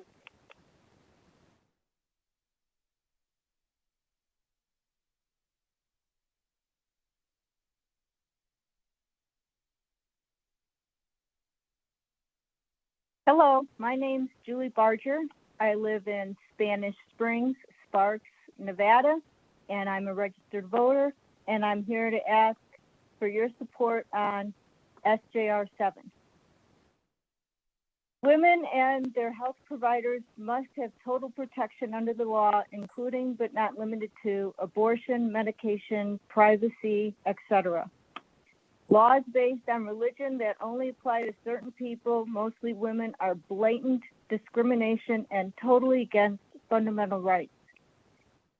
Nevada has an undersupply of healthcare providers, doctors in particular. This amendment will make a welcome business environment for much needed healthcare providers coming to our state. I urge you to pass because we need to stop the overreach of government power on Nevada citizens. I ask for your support for SJR 7. Thank you.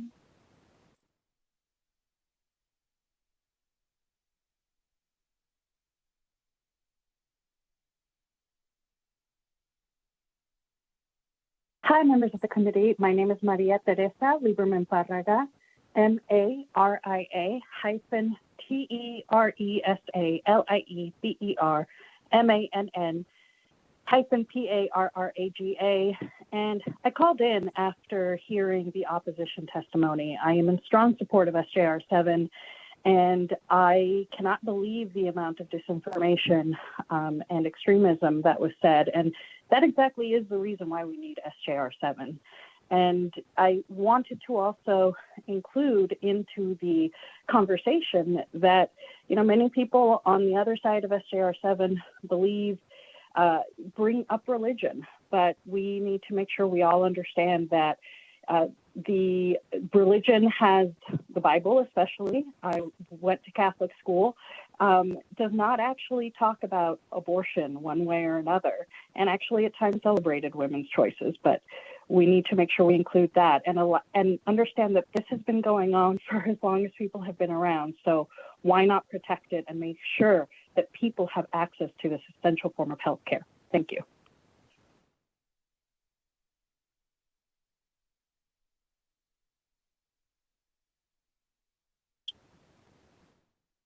Hi, members of the committee. My name is Paula Luna.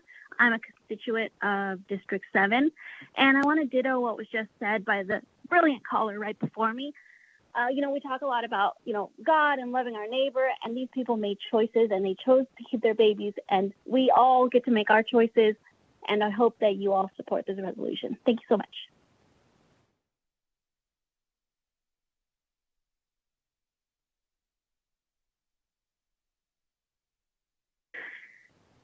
Hi, members of the committee. Thank you so much for this hearing. My name is Shelby Swartz, SHELBIE SWARTZ, and I'm a very proud constituent of Senator Cannizzaro. We need this resolution to pass to go to the people who will, I'm sure, overwhelmingly vote to support. Nevada is a very proud pro-choice state, and the people know that reproductive freedom is about protecting the right to abortion and also protecting all aspects of a person's right to determine their own reproductive future. Thank you so much, and I urge you to support this bill.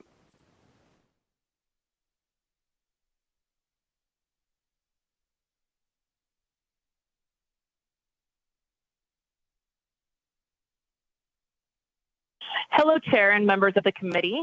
Thank you for your time. My name is Amber Falgout, AMBER FALGOUT, and I am a master's level social work student. I am calling in after hearing the opposition to Senate Joint Resolution 7 today because I am in full support of this measure.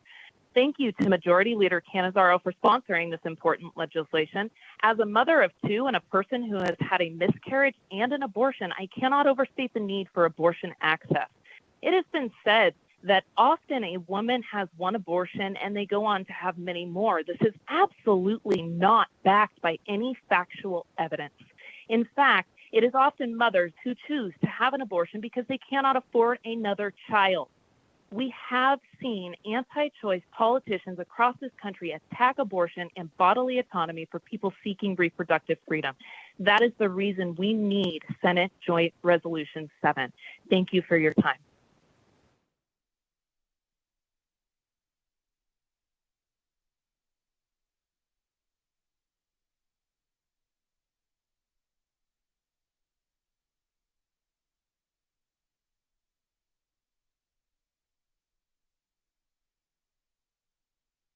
Hi, good evening, members of the committee. My name is Will Pregman. P as in Peter, R-E-G-M-A-N. I'm a constituent of Senate District 5. I'm calling in support of SGR 7. I want to ditto the comments made by others on supporting abortion care, access, and reproductive freedom. But if I can also make an analogy to better explain my support more clearly, as a man, my reproductive health care decisions aren't restricted in any way in any state in the country. I can freely obtain a vasectomy. I can get a prescription to treat erectile dysfunction online. I can purchase condoms over the counter, et cetera, et cetera. I simply think that that same freedom should apply to everyone, and I challenge other men to also support reproductive freedom for all because it's the right thing to do. And I would also point out that this is a resolution that would go to a vote of the people, which means that even if you have misgivings about what's contained within the resolution, I point out that folks will have an opportunity to vote against it on the ballot. Thank you very much, and please support this resolution. Thank you.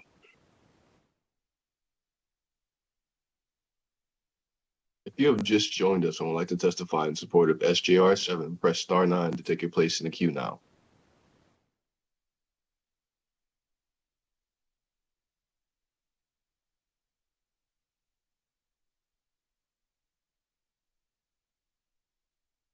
Hello, my name is Cecil Lynn Chapman, and I'm here in support of SJR 7.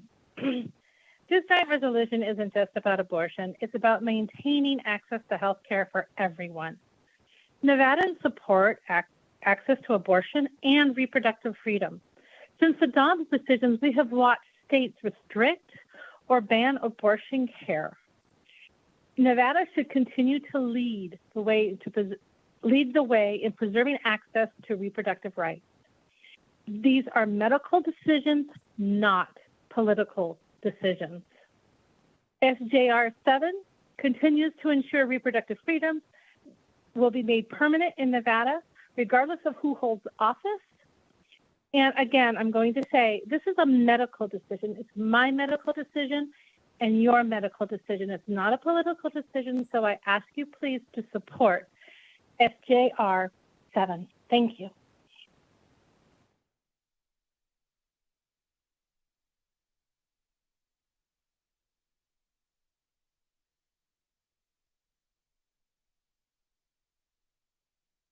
My name is Kevin Hillman.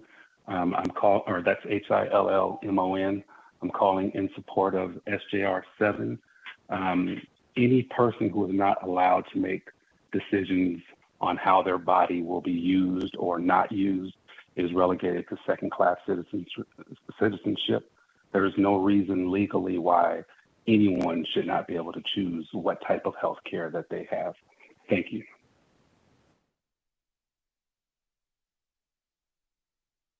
Chair, there are no more callers willing to testify in support at this time.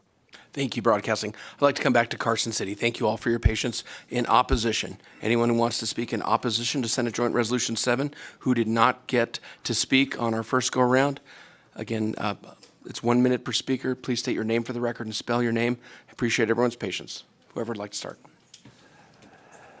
Hi, my name is Jim DeGraffenreid, D-E-G-R-A-F-F-E-N-R-E-I-D. I'm Nevada's Republican National Committeeman, and I represent the Nevada Republican Party in opposition to SJR 7.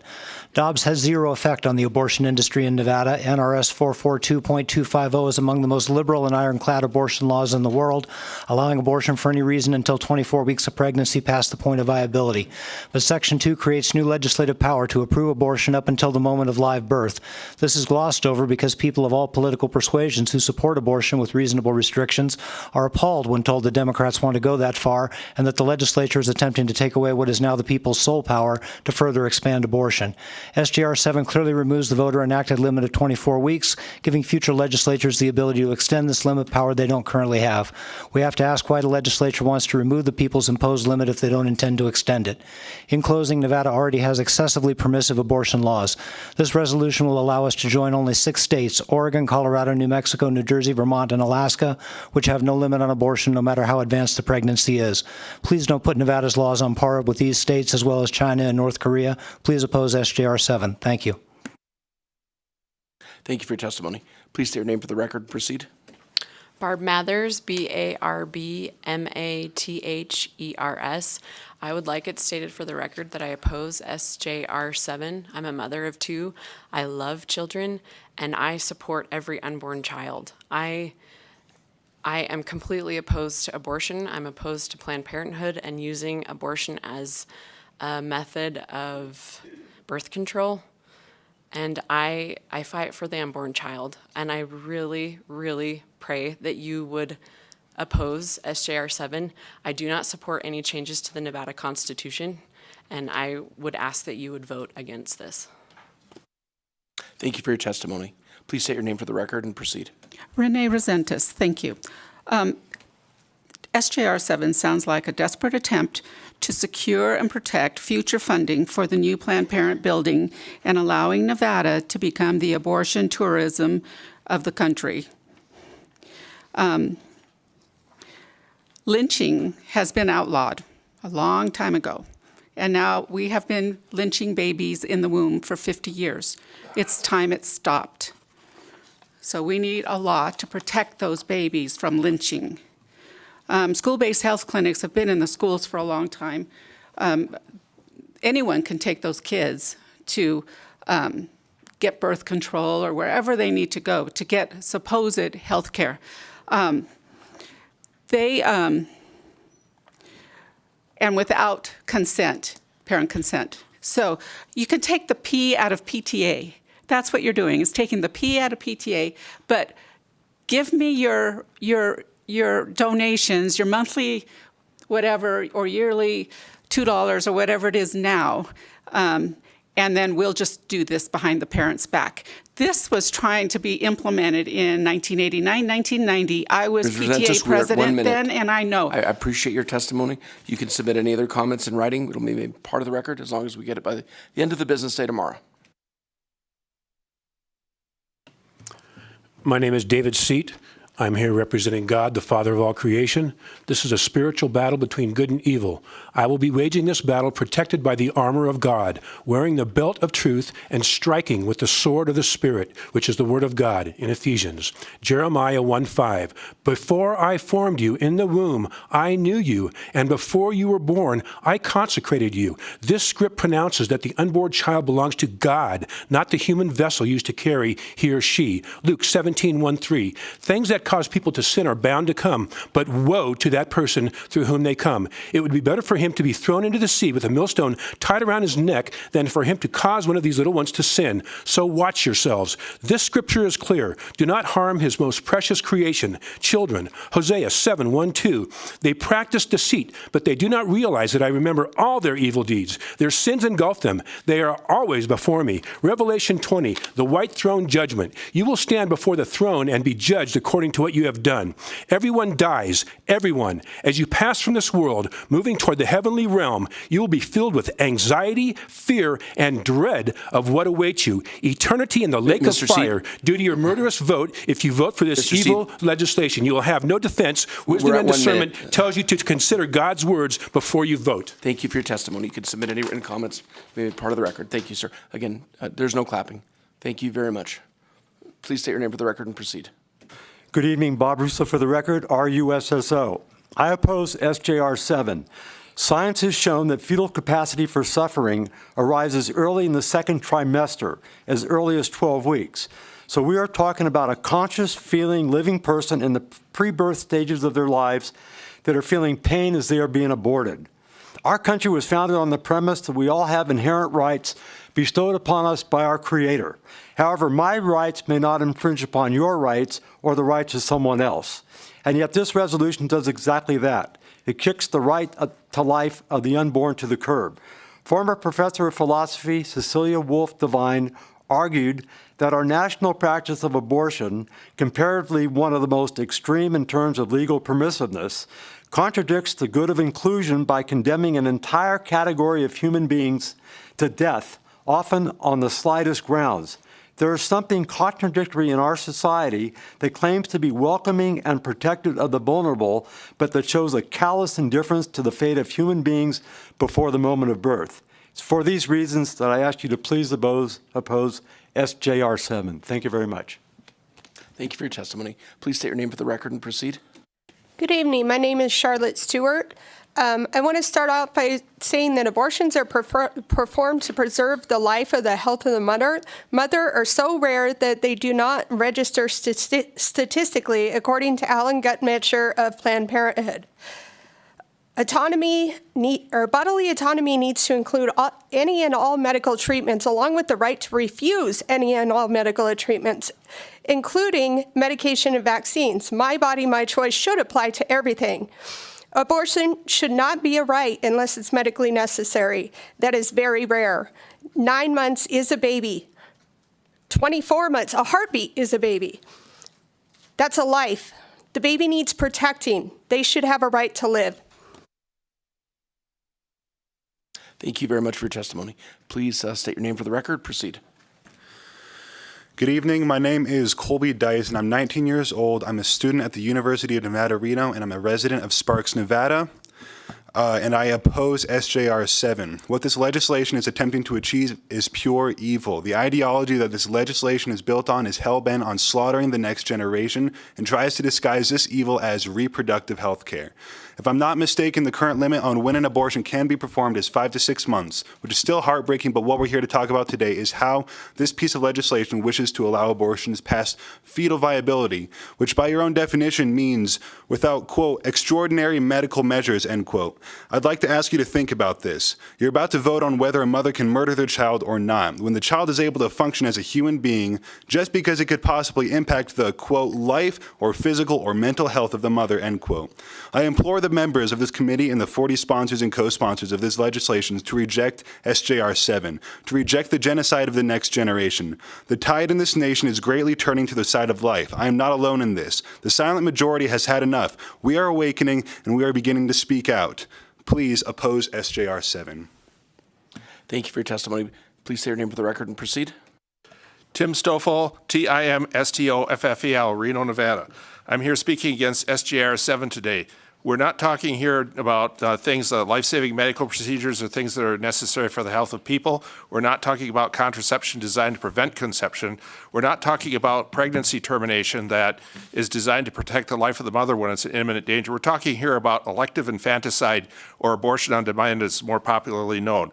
It is a barbaric and heinous practice to kill our young children for convenience. It's time that we not do this thing. All the arguments that we were hearing earlier that are in favor of this was a big straw man to hide the fact that they don't want to talk about the fact that abortion is murder. Mothers do have medical rights, but they do not have the right to terminate life within them. Life in this country trumps all other rights, and it needs to be protected at that level, not like it's something to be thrown out. Let's not turn Nevada into a meat market. Let's place it a place of life. Thank you. Thank you for your testimony. Please state your name for the record and proceed. Betsy Strasburg, Strasburg. I oppose SJR 7. I heard today that this resolution is about fundamental rights. I'm here to speak about the rights of the unborn because that person could not be here today. Abortion is not about one person. There are two lives intertwined, not separable. Reproductive freedom of one cannot supersede the life of another, indeed cause the death of another in any civilized society. Nevada law is already available to protect all parties involved in reproduction, so I ask, what is the incentive for this current resolution? This legislative body is here for Nevada, not for the needs of other states surrounding Nevada. Nevada takes care of its own under current laws, yet this resolution does not protect the rights of the unborn in Nevada, even after surviving a brutal abortion in this resolution. Please see the face of the unborn as you make your decision. Please oppose SJR 7. Thank you for your time. Thank you, Ms. Strasburg. Please state your name for the record and proceed. Good evening. My name is Julie Burke, Julie Burke, and I'm here to oppose SJR 7, and I agree with everything that those before me have said, but I just want to add I'm also here to support the unborn children who do not have a voice. I, too, have stories of pregnancies where, in fact, two, where I was pressured by healthcare professionals to receive an abortion, and thankfully I used wisdom and discernment to not take the abortion or the easy way out. And I will say those 2 children are wonderful and beautiful people. And I have never taught my daughters to think of abortion as an option, but I taught them to have responsibility and to think of the unborn child who deserves love. And I believe that SJR 7, sadly and tragically, is about making abortion easier. And I think that's the bad thing, is to think of it as an easy way out. And I don't want for generations to come, my children or their children, to think of it in that respect. Ms. Burke, thank you for your comments. We're at 1 minute. Any other additional comments you can submit, they'll be made part of the record. Thank you. Hi, my name's Meredith Keast. I'm a doctorate in pharmacy, board certified in psychiatric pharmacy in the past, and advanced practice pharmacist. I do not practice in Nevada because I don't want to have to give vaccines, and I don't want to give out abortive medication, so I choose not to practice. I do want to point you to some science by Sound Choice Pharmaceutical. Teresa Deischer, PhD. She's developed stem cells from cardiac tissue, adult cardiac tissue, that does not require the death of a child or an infant, and it's superior in stem cell research than fetal tissue. She also points out that procurement companies work side by side with the abortionists and harvest the babies, which are getting older and older, to get more viable cells to create new stem cell lines for MMR, chickenpox, Zostavax, polio, all hepatitis A, polio, and rabies. She said the old lines are dying out, so they're harvesting new babies every day. I'll give you that science in a written document. Thank you. Thank you for your testimony. Please state your name for the record and proceed. James M. Bentham for the record, resident of Washoe County.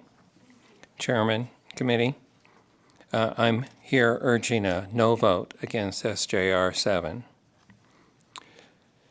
Women, moms, girls, the unborn have all been represented here. I'm here to represent the unborn.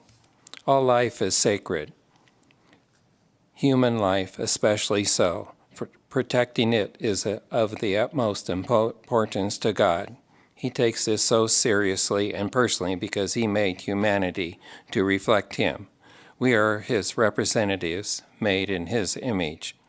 To murder another person is to mount an attack on the one who created him. Human embryos and fetuses are living beings of the Homo sapiens species. Functional criteria can be changed to include or exclude anyone on subjective criteria. Functional criteria should actually involve the moment of conception. Excuse me, sir. Thank you for your testimony. We are at 1 minute. Any additional comments you can submit in writing, they'll be made part of the record. Thank you. Please state your name for the record and proceed. Hi, my name is Karen Stevens, and I'm here to oppose SJR 7. We don't need an amendment to our Nevada Constitution that supports murdering another individual, whether that individual is unborn or not. It's one of the saddest days of my life to be here talking about this, where people disregard the life of a baby like it's nothing more than a tooth that you can pull and just go on with your day. It's just so disheartening that we don't care about our unborn babies. It's unbelievably sad. And so I hope that even the pregnant people in the room can think about what it would be like if you didn't keep that baby, and the loss of the life that that baby would have had. please oppose this horrific amendment. Thank you. Thank you very much. Please state your name for the record and proceed. And it looks like we have two more people standing after this, and everyone down at the Sawyer Building who's been patient. We will get to you just as soon as these folks up here testify. Well, I want to thank all of you for all of your patience. I know this has been a lot. My name is Ken Hansen. I pastor Silver Hills Church in Carson City. I'm also a retired Air Force Master Sergeant and father of 3 kids. Very proud of them, one of which sitting right beside me. God is the author of life. I'm a pastor, so you'd expect me to say that. But he is the one to whom every lawmaker and citizen will give an account for their actions that they take in regards to this legislation. He is a just God who extends mercy to those who repent of their sins, but he does not leave the guilty unpunished. When it comes to abortion, there are 2 authorities on this matter, the Word of God and science. As for the Word of God, earlier we were told that our side was providing misinformation. And that very same person said that the Bible does not speak to abortion. Well, let me tell you, Exodus 21 says that if a man strikes a pregnant woman and there is harm to the child, the same harm is to be done to the man, eye for eye, limb for limb, life for life. So yes, the Bible takes the life of the unborn very seriously. As for science, it's been known for some time that at the moment of conception, new DNA strand has begun that is unique from the mother's and the father's. There's no other logical time at which life would begin. There's no other logical time at which a soul would be implanted into a body either. Pastor Hansen, we are at 1 minute. I appreciate your testimony. Thank you Additional for your time. comments you may submit in writing. They'll be made part of the record. Thank you for your testimony.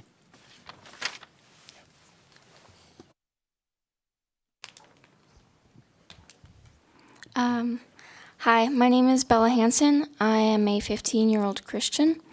One thing I would like to address is that almost all pregnancy care except abortion is legally safe. Pro-lifers are not putting miscarriage care at risk. Pro-lifers such as myself are against the practice of killing an alive baby and removing him or her. Only the craziest, randomest people are against removing a miscarried baby. That is a commonly propagated lie to make us look evil. Another falsehood I would like to comment on is the ambiguity surrounding the term birth control. Post-sex pills meant to prevent a pregnancy are abortion. An early abortion, but that is still an abortion.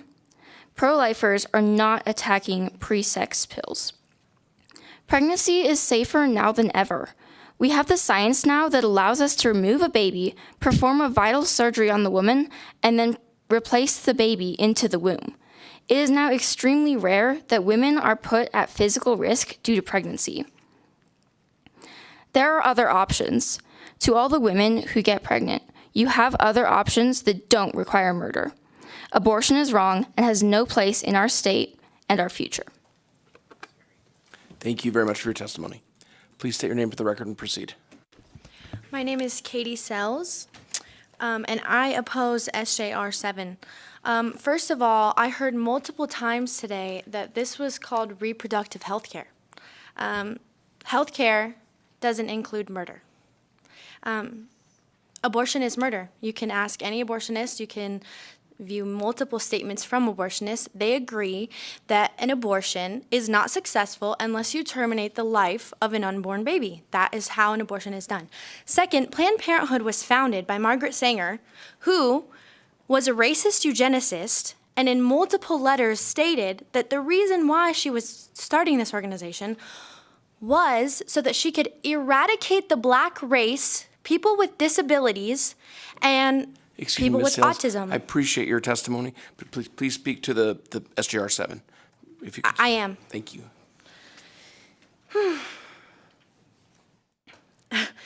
Murder is not a right. You don't get to choose to murder your children. If I were to ask any of you, would you support Hitler when he was killing the Jews? You would say no. So then why don't you stand up for life when there's a genocide happening now? If you have ever been pregnant or you are pregnant, then you know from the moment that you conceive, you can feel the baby in your womb. Ms. Hills, thank you so much for your testimony. We are at 1 minute. Any additional comments you can submit in writing, they'll be made part of the record. We're trying to be fair to everybody and keep everyone at 1 minute. Thank you for your testimony. Thank you, committee members, and good evening. My name, for the record, is Dana Engelkirk, Englekirk. My husband and I in 2020 felt like we'd like to be more involved in the state of Nevada and in the elected realm, and so we both ran for offices, and we were both elected, even though our campaign slogan was "Don't vote for us." We are overwhelmingly brought into our communities in elected positions. My husband, Doug Engelkirk, for Douglas County School Board, and myself for Skyland GID, the General Improvement District up in District 36 up at the lake. Like yourselves, I know how long these public comments can go, and so again, I thank you each for your attentive listening. Even though, oh, excuse me, I had the wrong sticky. I yield the rest of my time after saying, for all those people that have voted us into office, which is a huge sphere of influence, we say no, vehemently no to this, any part of this SRJ 7. Thank you. Thank you for your testimony. Please state your name for the record, sir, and proceed. Bill Horn, Horne, and I oppose this resolution. I oppose a legislature who creates a right and then ill-defines it. This right is not correct in that it is essentially abortion, but with added features to create a bundle of rights. I oppose a change to the Nevada Constitution, thus because you wish to make these rights permanent and you wish to put something before the voters that they will not understand, and if they approve it, they will approve it in ignorance. Rights are created in our system, whether you're religious or not. Rights are granted by the Creator, not by the government. And this is a brand new right created by the Nevada Legislature, and we should not do, our Constitution should not be part of that. Thank you for your testimony, Mr. Horn. Good evening. Please state your name for the record and proceed. My name is Mary Ann Humphrey, Humprey. I want to agree and echo the majority of what everybody has said today, but I also want to add just a couple little statements. When I was writing my opposition on Nellis last night, I lost part of what I was going to say today because it didn't print completely. So part of it, what I wanted to say was, we take a lot of thought and compassion when we have animals, and we go to great measures, and we would probably never think of doing this to any of our pets or animals. But when I reflect back to some of the things that I have been seeing and hearing the last several weeks of the legislature, you know, we have no problem with a baby being born at 8 or 9 months and just deciding, okay, we don't want this, and it gets killed. That is murder. We have a commandment that says, thou shalt not kill. So anyway, back to my thought with the animals.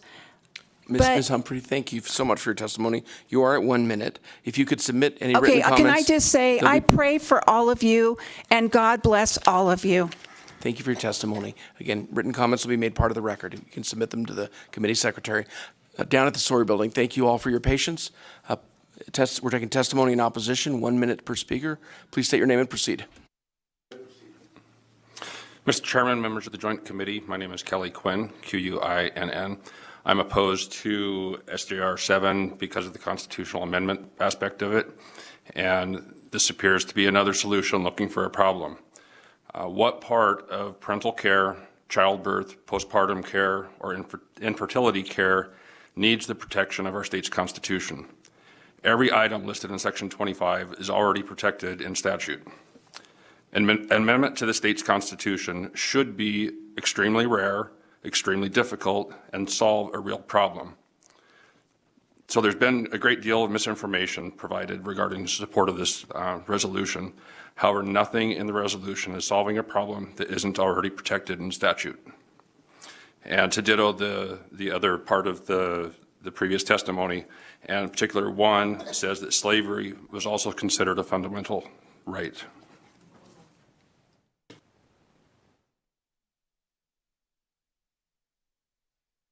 Please state your name for the record and proceed, Miss. My name is Celeste Parks, CELESPARKS. I'm a registered nurse. I oppose SJR 7. SJR 7 not only promotes the unjust killing of innocent life, but magnifies an act of killing and glorifies it by enabling the murder of a child on any basis, no questions asked. There are duties magistrates are to establish within the state, and that is to stand for righteousness and justice, to protect the most vulnerable and innocent within the state. Committee members, let me refresh your memory. NRS 195.02 is the Nevada law that makes accomplice liable for the crimes they help commit. Knowingly aiding and abetting others to commit murder carries the same penalties as actually committing the murder. This should behoove any legislature to truly, without error, understand what they agree with. It is not just a simple vote of yes or no, but by your vote, hundreds of thousands of lives are at stake. They will either be brutally slaughtered or be saved. If you vote yes, every skull that is crushed, every femur, muscle, tendon, and savagely ripped off, every disembowelment performed, you will be an accomplice and guilty of aiding and abetting. Abortion is murder. It violates God's holy word. It violates the founding doctrines as Americans. It betrays the sacred trust of civil government. God has given you these high seats in our states. You are to establish true justice in the land. Ms. Parks, Ms. Parks, thank you for your testimony. You're at 1 minute. You can submit any written comments to the committee secretary. Thank you.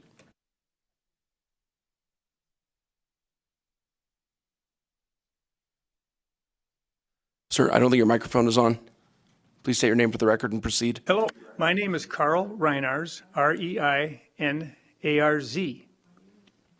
Why not put forth one piece of legislation that protects families, parental rights, and the preborn as the preeminent right? The baby will feel pain as it is gruesomely aborted during a DNC. The baby's heartbeat will speed up as the womb is invaded. As we have seen on ultrasounds, the baby will desperately try to evade any foreign object, whether it's the suction tube of brutal death or the barbaric pinching metal clamps that grab and tear all body parts out of the womb. Now you're willing to extend this into the 7th, 8th, 9th months where we have late-term abortions where the baby is delivered feet first until the back of the skull is revealed. As this baby shakes and wiggles, the skull is punctured by the abortionist so that the brain fluid is drained and we have a dead baby. I'd like to give you 4 words that I believe describe the created implements of abortion and the legislation of abortion as well. Romans chapter 1, verse 30 ends with inventors of evil things. I'd also like you to Google the name Gosnell, G-O-S-N-E-L-L. Mr. Reiners, thank you for your testimony. We are at 1 minute. You can submit any written comments to the secretary. They'll be made part of the record. Thank you, sir. Please state your name for the record and proceed. Good evening, Chairman Orenthal and other members of the committee. My name is Conchetta Tedesco, C-O-N like Nellie, C-E-T-T-A,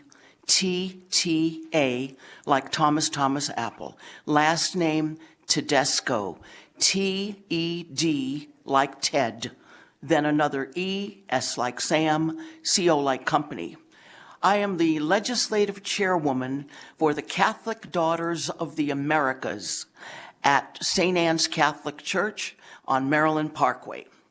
And I vehemently opposed SJR 7. We don't need abortion enshrined in the Constitution. We need less abortion, not more. And if we don't need it at all, because even if a woman's life is in danger, you never need an abortion. What you do is, if the baby is the problem, you just deliver the baby. Instead of killing the baby, you just deliver the baby. That's what you do. Now, depending upon how early or young the baby is, some may not survive, but they all have a chance. They all have a chance. Please do not do this. It's a very, very wrong move. And thank you for giving me a chance to give my testimony tonight. Thank you very much for your testimony, Ms. Tedesco. Anyone else down at the Sawyer Building wants to speak in opposition? Okay, not seeing anyone. Broadcasting, if we can go to the phone lines. Anyone who wants to speak in opposition to Senate Joint Resolution 7?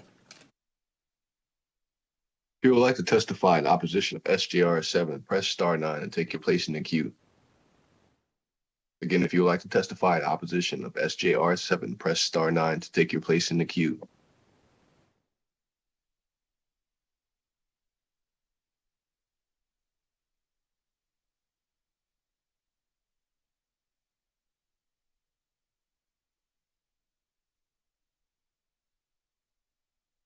My name is Linda Dunaway, Dunaway.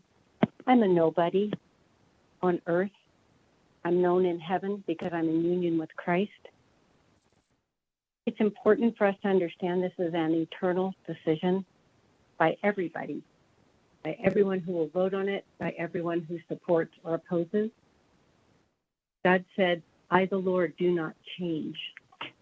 In Ezekiel 24, he called Jerusalem on the day of its destruction the bloody city, and he defined that as, I have put her blood, the guilt for her sacrificed children, on the bare rock, that it may not be covered. He said, I am the maker of all things. And then he said, woe or judgment to those who quarrel with their maker. God isn't God because we believe in him. So whether you believe in him or not changes nothing. It accomplishes nothing. He is who he is. His name is I am that I am. So recognize that he has sent his son to bear the sins of us all. Miss, thank you for your testimony. We are at 1 minute. Thank you very much for your testimony. Any other comments you weren't able to make, you can submit. You can email them to our committee secretary. By the end of the business day tomorrow, they'll be made part of the record. Thank you very much.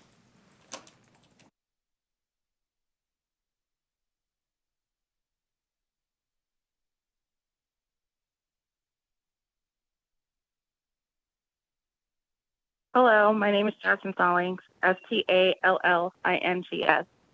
I am here to oppose SRJ 7. Abortion is wrong. It is murder. It is taking the life of an unborn human being that is made in the image of God. Life begins at conception. In Jeremiah 1:5, it says that before I formed thee in the belly, I knew thee. Only God can give life and take it away, and we are not God. And woe to us who put ourselves in the place of God, to choose who lives and who dies. Please oppose this amendment. It should not be enshrined, and it should not be in permanent status. I thank you, and please, please oppose it.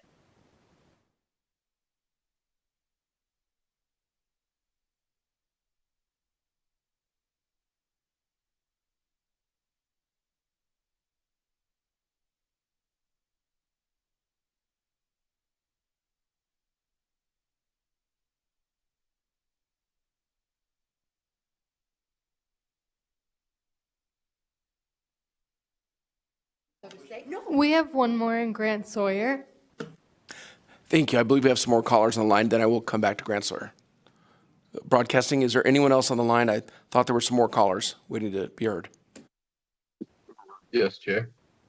Caller, you're unmuted.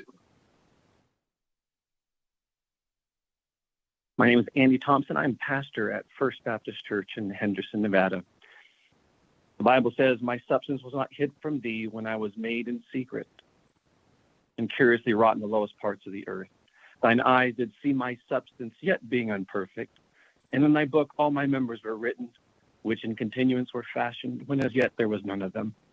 How precious also are thy thoughts unto me, O God. A mother's womb protects and nourishes her child from day one. The woman's body thus declares that her child is alive and worthy to protect and nourish.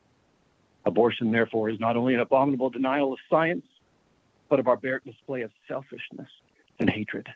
This proposed shedding of innocent blood is intolerable and an offense against God and man in the highest degree.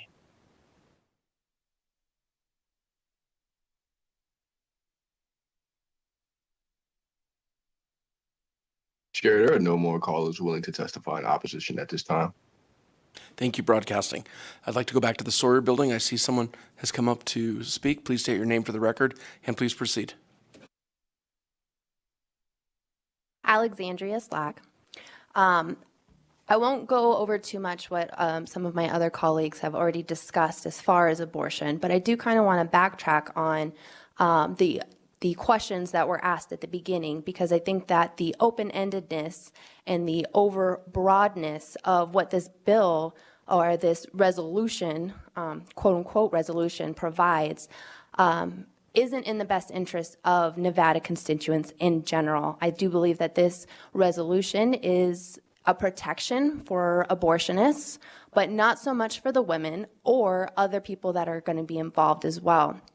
So in the beginning, Canizaro had said on multiple occasions that she cannot answer to the hypothetical situations, but the question that I pose to you guys is to think of those hypothetical scenarios that could happen in this, because those hypothetical scenarios include all of Nevada.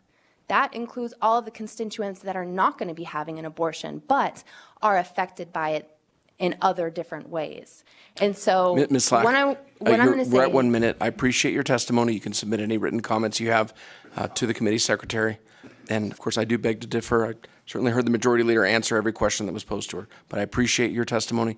Please submit any additional written comments to our secretary. They'll be made part of the record.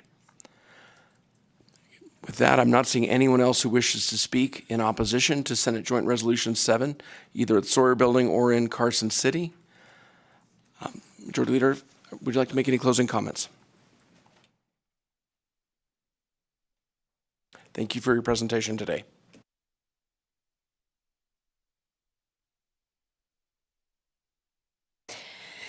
Thank you, Chair Orenshaw and Chair Gorlow and the committee for allowing me to present Senate Joint Resolution number 7 this evening.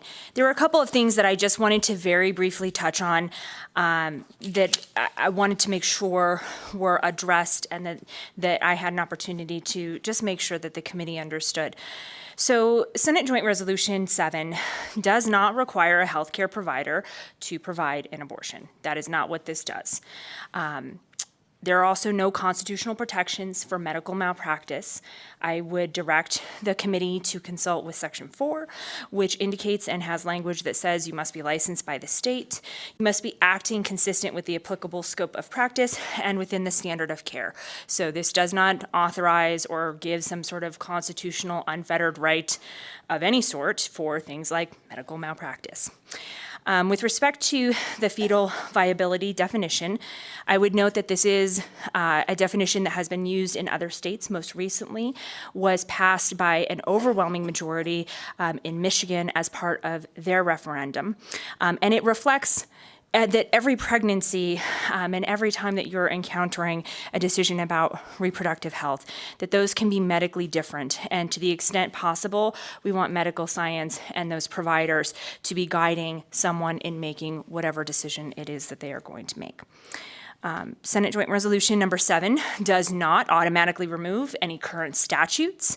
It is a constitutional amendment, which is why it is different than other things that this body hears, because we primarily hear changes to Nevada statute.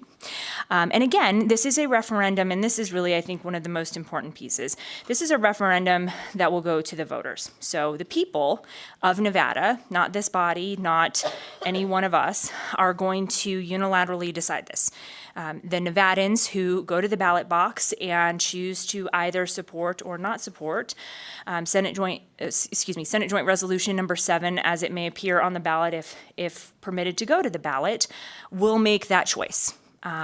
This body is only tasked with saying whether we think that Nevadans, our voters, the people who have elected us, can make that decision. And I would submit to this committee that I absolutely believe that Nevadans can make that decision, and whatever their decision is what this state will abide by. I, of course, urge your support. I thank you for your time this evening. I know it has been a long day for many, so I appreciate the attention and the questions and the dialogue. Thank you, Chair Orenshaw and Chair Gorlow. Thank you very much, Majority Leader. With that, I will close the hearing on Senate Joint Resolution 7, and the only thing left on our agenda is public comment. We will accept public comment from any members of the public who want to be heard on anything except Senate Joint Resolution 7, anything, because we already had a hearing on that. So if anyone would like to make public comment, we are limiting it to 1 minute per speaker, and we'll start here in Carson City, then we'll go down to the Sawyer Building, then we'll go to the phone lines. Please state your name for the record and proceed. Casey Rogers for the record. I'd just like to say that I watched most of you today, and when your side of the party was speaking, your attention was well received for them. But when the opposition was, there was many of you that were just very much ignoring us. And I think we need a bill that says put cameras behind the legislators so you know what they're doing while we're over here when you're back there. Are you on our time? I don't know. I mean, tell me, are you on our time? I don't feel like we were heard, Yeager. And the First Amendment, freedom of speech and expression, you're trying to squash. Unacceptable. Not going to happen. Thank you so much. Thank you for your comments. Anyone else here in Carson City? All right, we'll go down to the Sawyer Building. Anyone at the Sawyer Building who wants to make public comment, that's any comment you'd like to make, but not related to the hearing we just had on Senate Joint Resolution 7. Please state your name for the record and proceed. Yesenia Gonzalez for the record. I actually have a question for Mr. Yeager. Mr. Yeager, I am actually reaching out to you now as a concerned mother. Ms. Gonzalez, this is an opportunity for you to make a comment. If you have questions for any individual legislators, you can send an email. Well, you can call their offices. Unfortunately, Mr. Yeager has not reached out to me, and there's an inhumane thing occurring at a Ms. park Gonzalez, where a bathroom all right, is not open to special needs children. Actually, I'd like that microphone shut off. It is inhumane for you to deny Broadcasting, I'd like that bathroom. microphone shut off. You can contact any legislator with any question you have. But that's not appropriate for public comment. Please state your name for the record and proceed. President. I'm Susan Proffitt, Proffitt, Vice President, Nevada Republican Club. I have been to a number of your hearings, and the one thing that seems to be repetitive is, well, every single bill that I have heard with this committee has come along with a tax hike, and we've got a $2 billion surplus, except there was one bill today that I actually testified for, and I was very proud to do it. It was Joe Lombardo's bill for safety in our schools, and it didn't have a huge tax increase attached to it. Isn't that great? I think we all should be thankful for that. And I would like to ask you to try and bring more bills that don't raise taxes when our economy is so bad and people are having trouble making their bills as it is. So please, be reasonable. Thank you, Ms. Proffitt. Ms. Tedesco, please state your name for the record and proceed. Thank you, Chairman. This is something to help everybody. In addition to being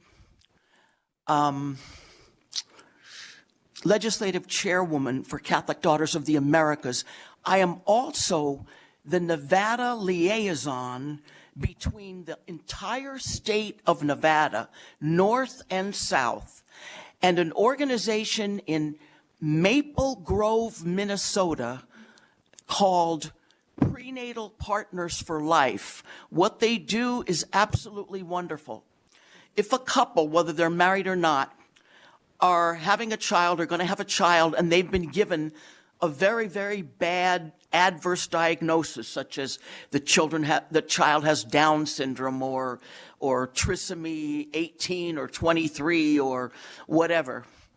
Mary Kellett in Maple Grove, Minnesota, that started Prenatal Partners for Life, she will hook up that couple with another couple that has a special needs child with the same diagnosis or similar to it. And Ms. Tedesco? So that they can support each other. Ms. Tedesco, we are at 1 minute. I appreciate your comments. Okay. Thank you very much. We're at 1 minute. Okay, it's Mary at prenatalpartnersforlife.com. Thank you, Ms. Tedesco. Thank you. Please state your name for the record and proceed. Hello, my name is Lorena Cardenas. That's LORENA-CARDENAS. And I just want to make a statement. I was born and raised in Los Angeles, and I consider myself a California refugee here in Nevada. I came here 5 years ago in hopes that this state was better than California, and it really has been. So it really pains me to see that Nevada has been following in the steps of California more and more aggressively, and what you call progressive is not really progress because it's been detrimental to our kids as far as education, even quote-unquote health care, and this push on abortion being treated or viewed as a form of birth control is just very alarming because I'm trying to raise my children better than they were in California, and I'm begging you to please make the distinction between Nevada and California, please. Thank you. Thank you, Ms. Cardenas. Not sure I see anyone else down at the Sawyer Building. Ms. Hanson here in Carson City. 1 minute for public comment, then we'll go to the phone lines. Thank you, Mr. Chairman. Janine Hanson. I just want to tell you how much we appreciate the fairness with which this particular hearing was held. We've had numerous times in this building when it hasn't been fair, and you have done an exceptional job in allowing all these people to be able to speak. And I recognize the reason it was 1 minute, because to get in so many people. And we just want to tell you and all of the legislators for being so patient and being here and listening, even though you may disagree. We appreciate the fact that you were here and the fairness of you conducting this meeting, Mr. Chairman, and we congratulate you. Thank you, Ms. Hanson. I know members have been very patient and attentive, and I appreciate your kind words. Thank you, members. Ms. Resentis. Thank you. Something totally different. I've been thinking about all the bad drivers that are here. They have really bad drivers in other countries, and they're coming here. And I just think it would be really great if we had a bill that would require anyone applying for a driver's license to have to take driver's ed. I think our streets might be a little safer if we could do that. I lived in Ecuador for 5.5 years, and believe me, it's a scary place, as it is in many other countries. So anyway, I would like you to consider that. I would also like you to consider if it has anything to do with you, but when we are counting votes, if they would stay and count the votes of all the ballots that have come in and finish that same day, not drag it out. So that's all. Thank you very much for your comments, Ms. Resendiz. Thank you. Broadcasting, if we can now go to the phone lines for public comment. Thank you, Chair. If you would like to provide public comment, press star 9 to take your place in the queue now. If you would like to provide public comment, press star 9 to take your place in the queue now.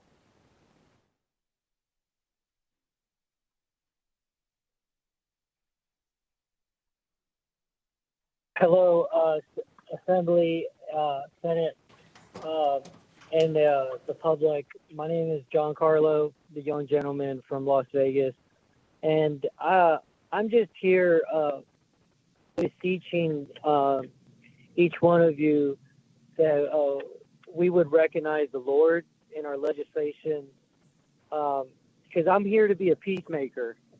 And the Bible says, blessed are the peacemakers, for they shall be called the sons of God.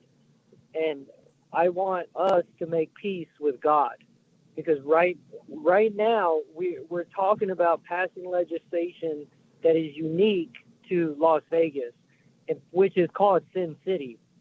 We have a very dark disdain on this city, and so now we want to add to that darkness, and basically that darkness will only lead to the wrath of God. And I have prayed for an earthquake. I was mocked for publicly saying that I prayed for an earthquake, but God sent an earthquake, and he could send another earthquake that could ruin this city and bring down these large casinos, and who knows, he's in control of all that. And so what I'm asking is, please consider him as we move forward, and I thank you guys for your time.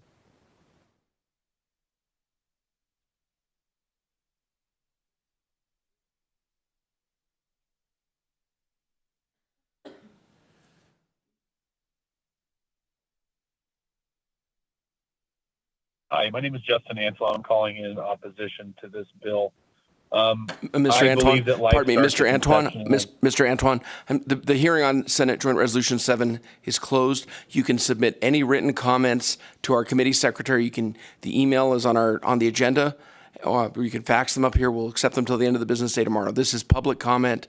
It's comment not related to the bill. So I apologize. The hearing is closed on Senate Joint Resolution 7, so we're not taking any more testimony on that bill.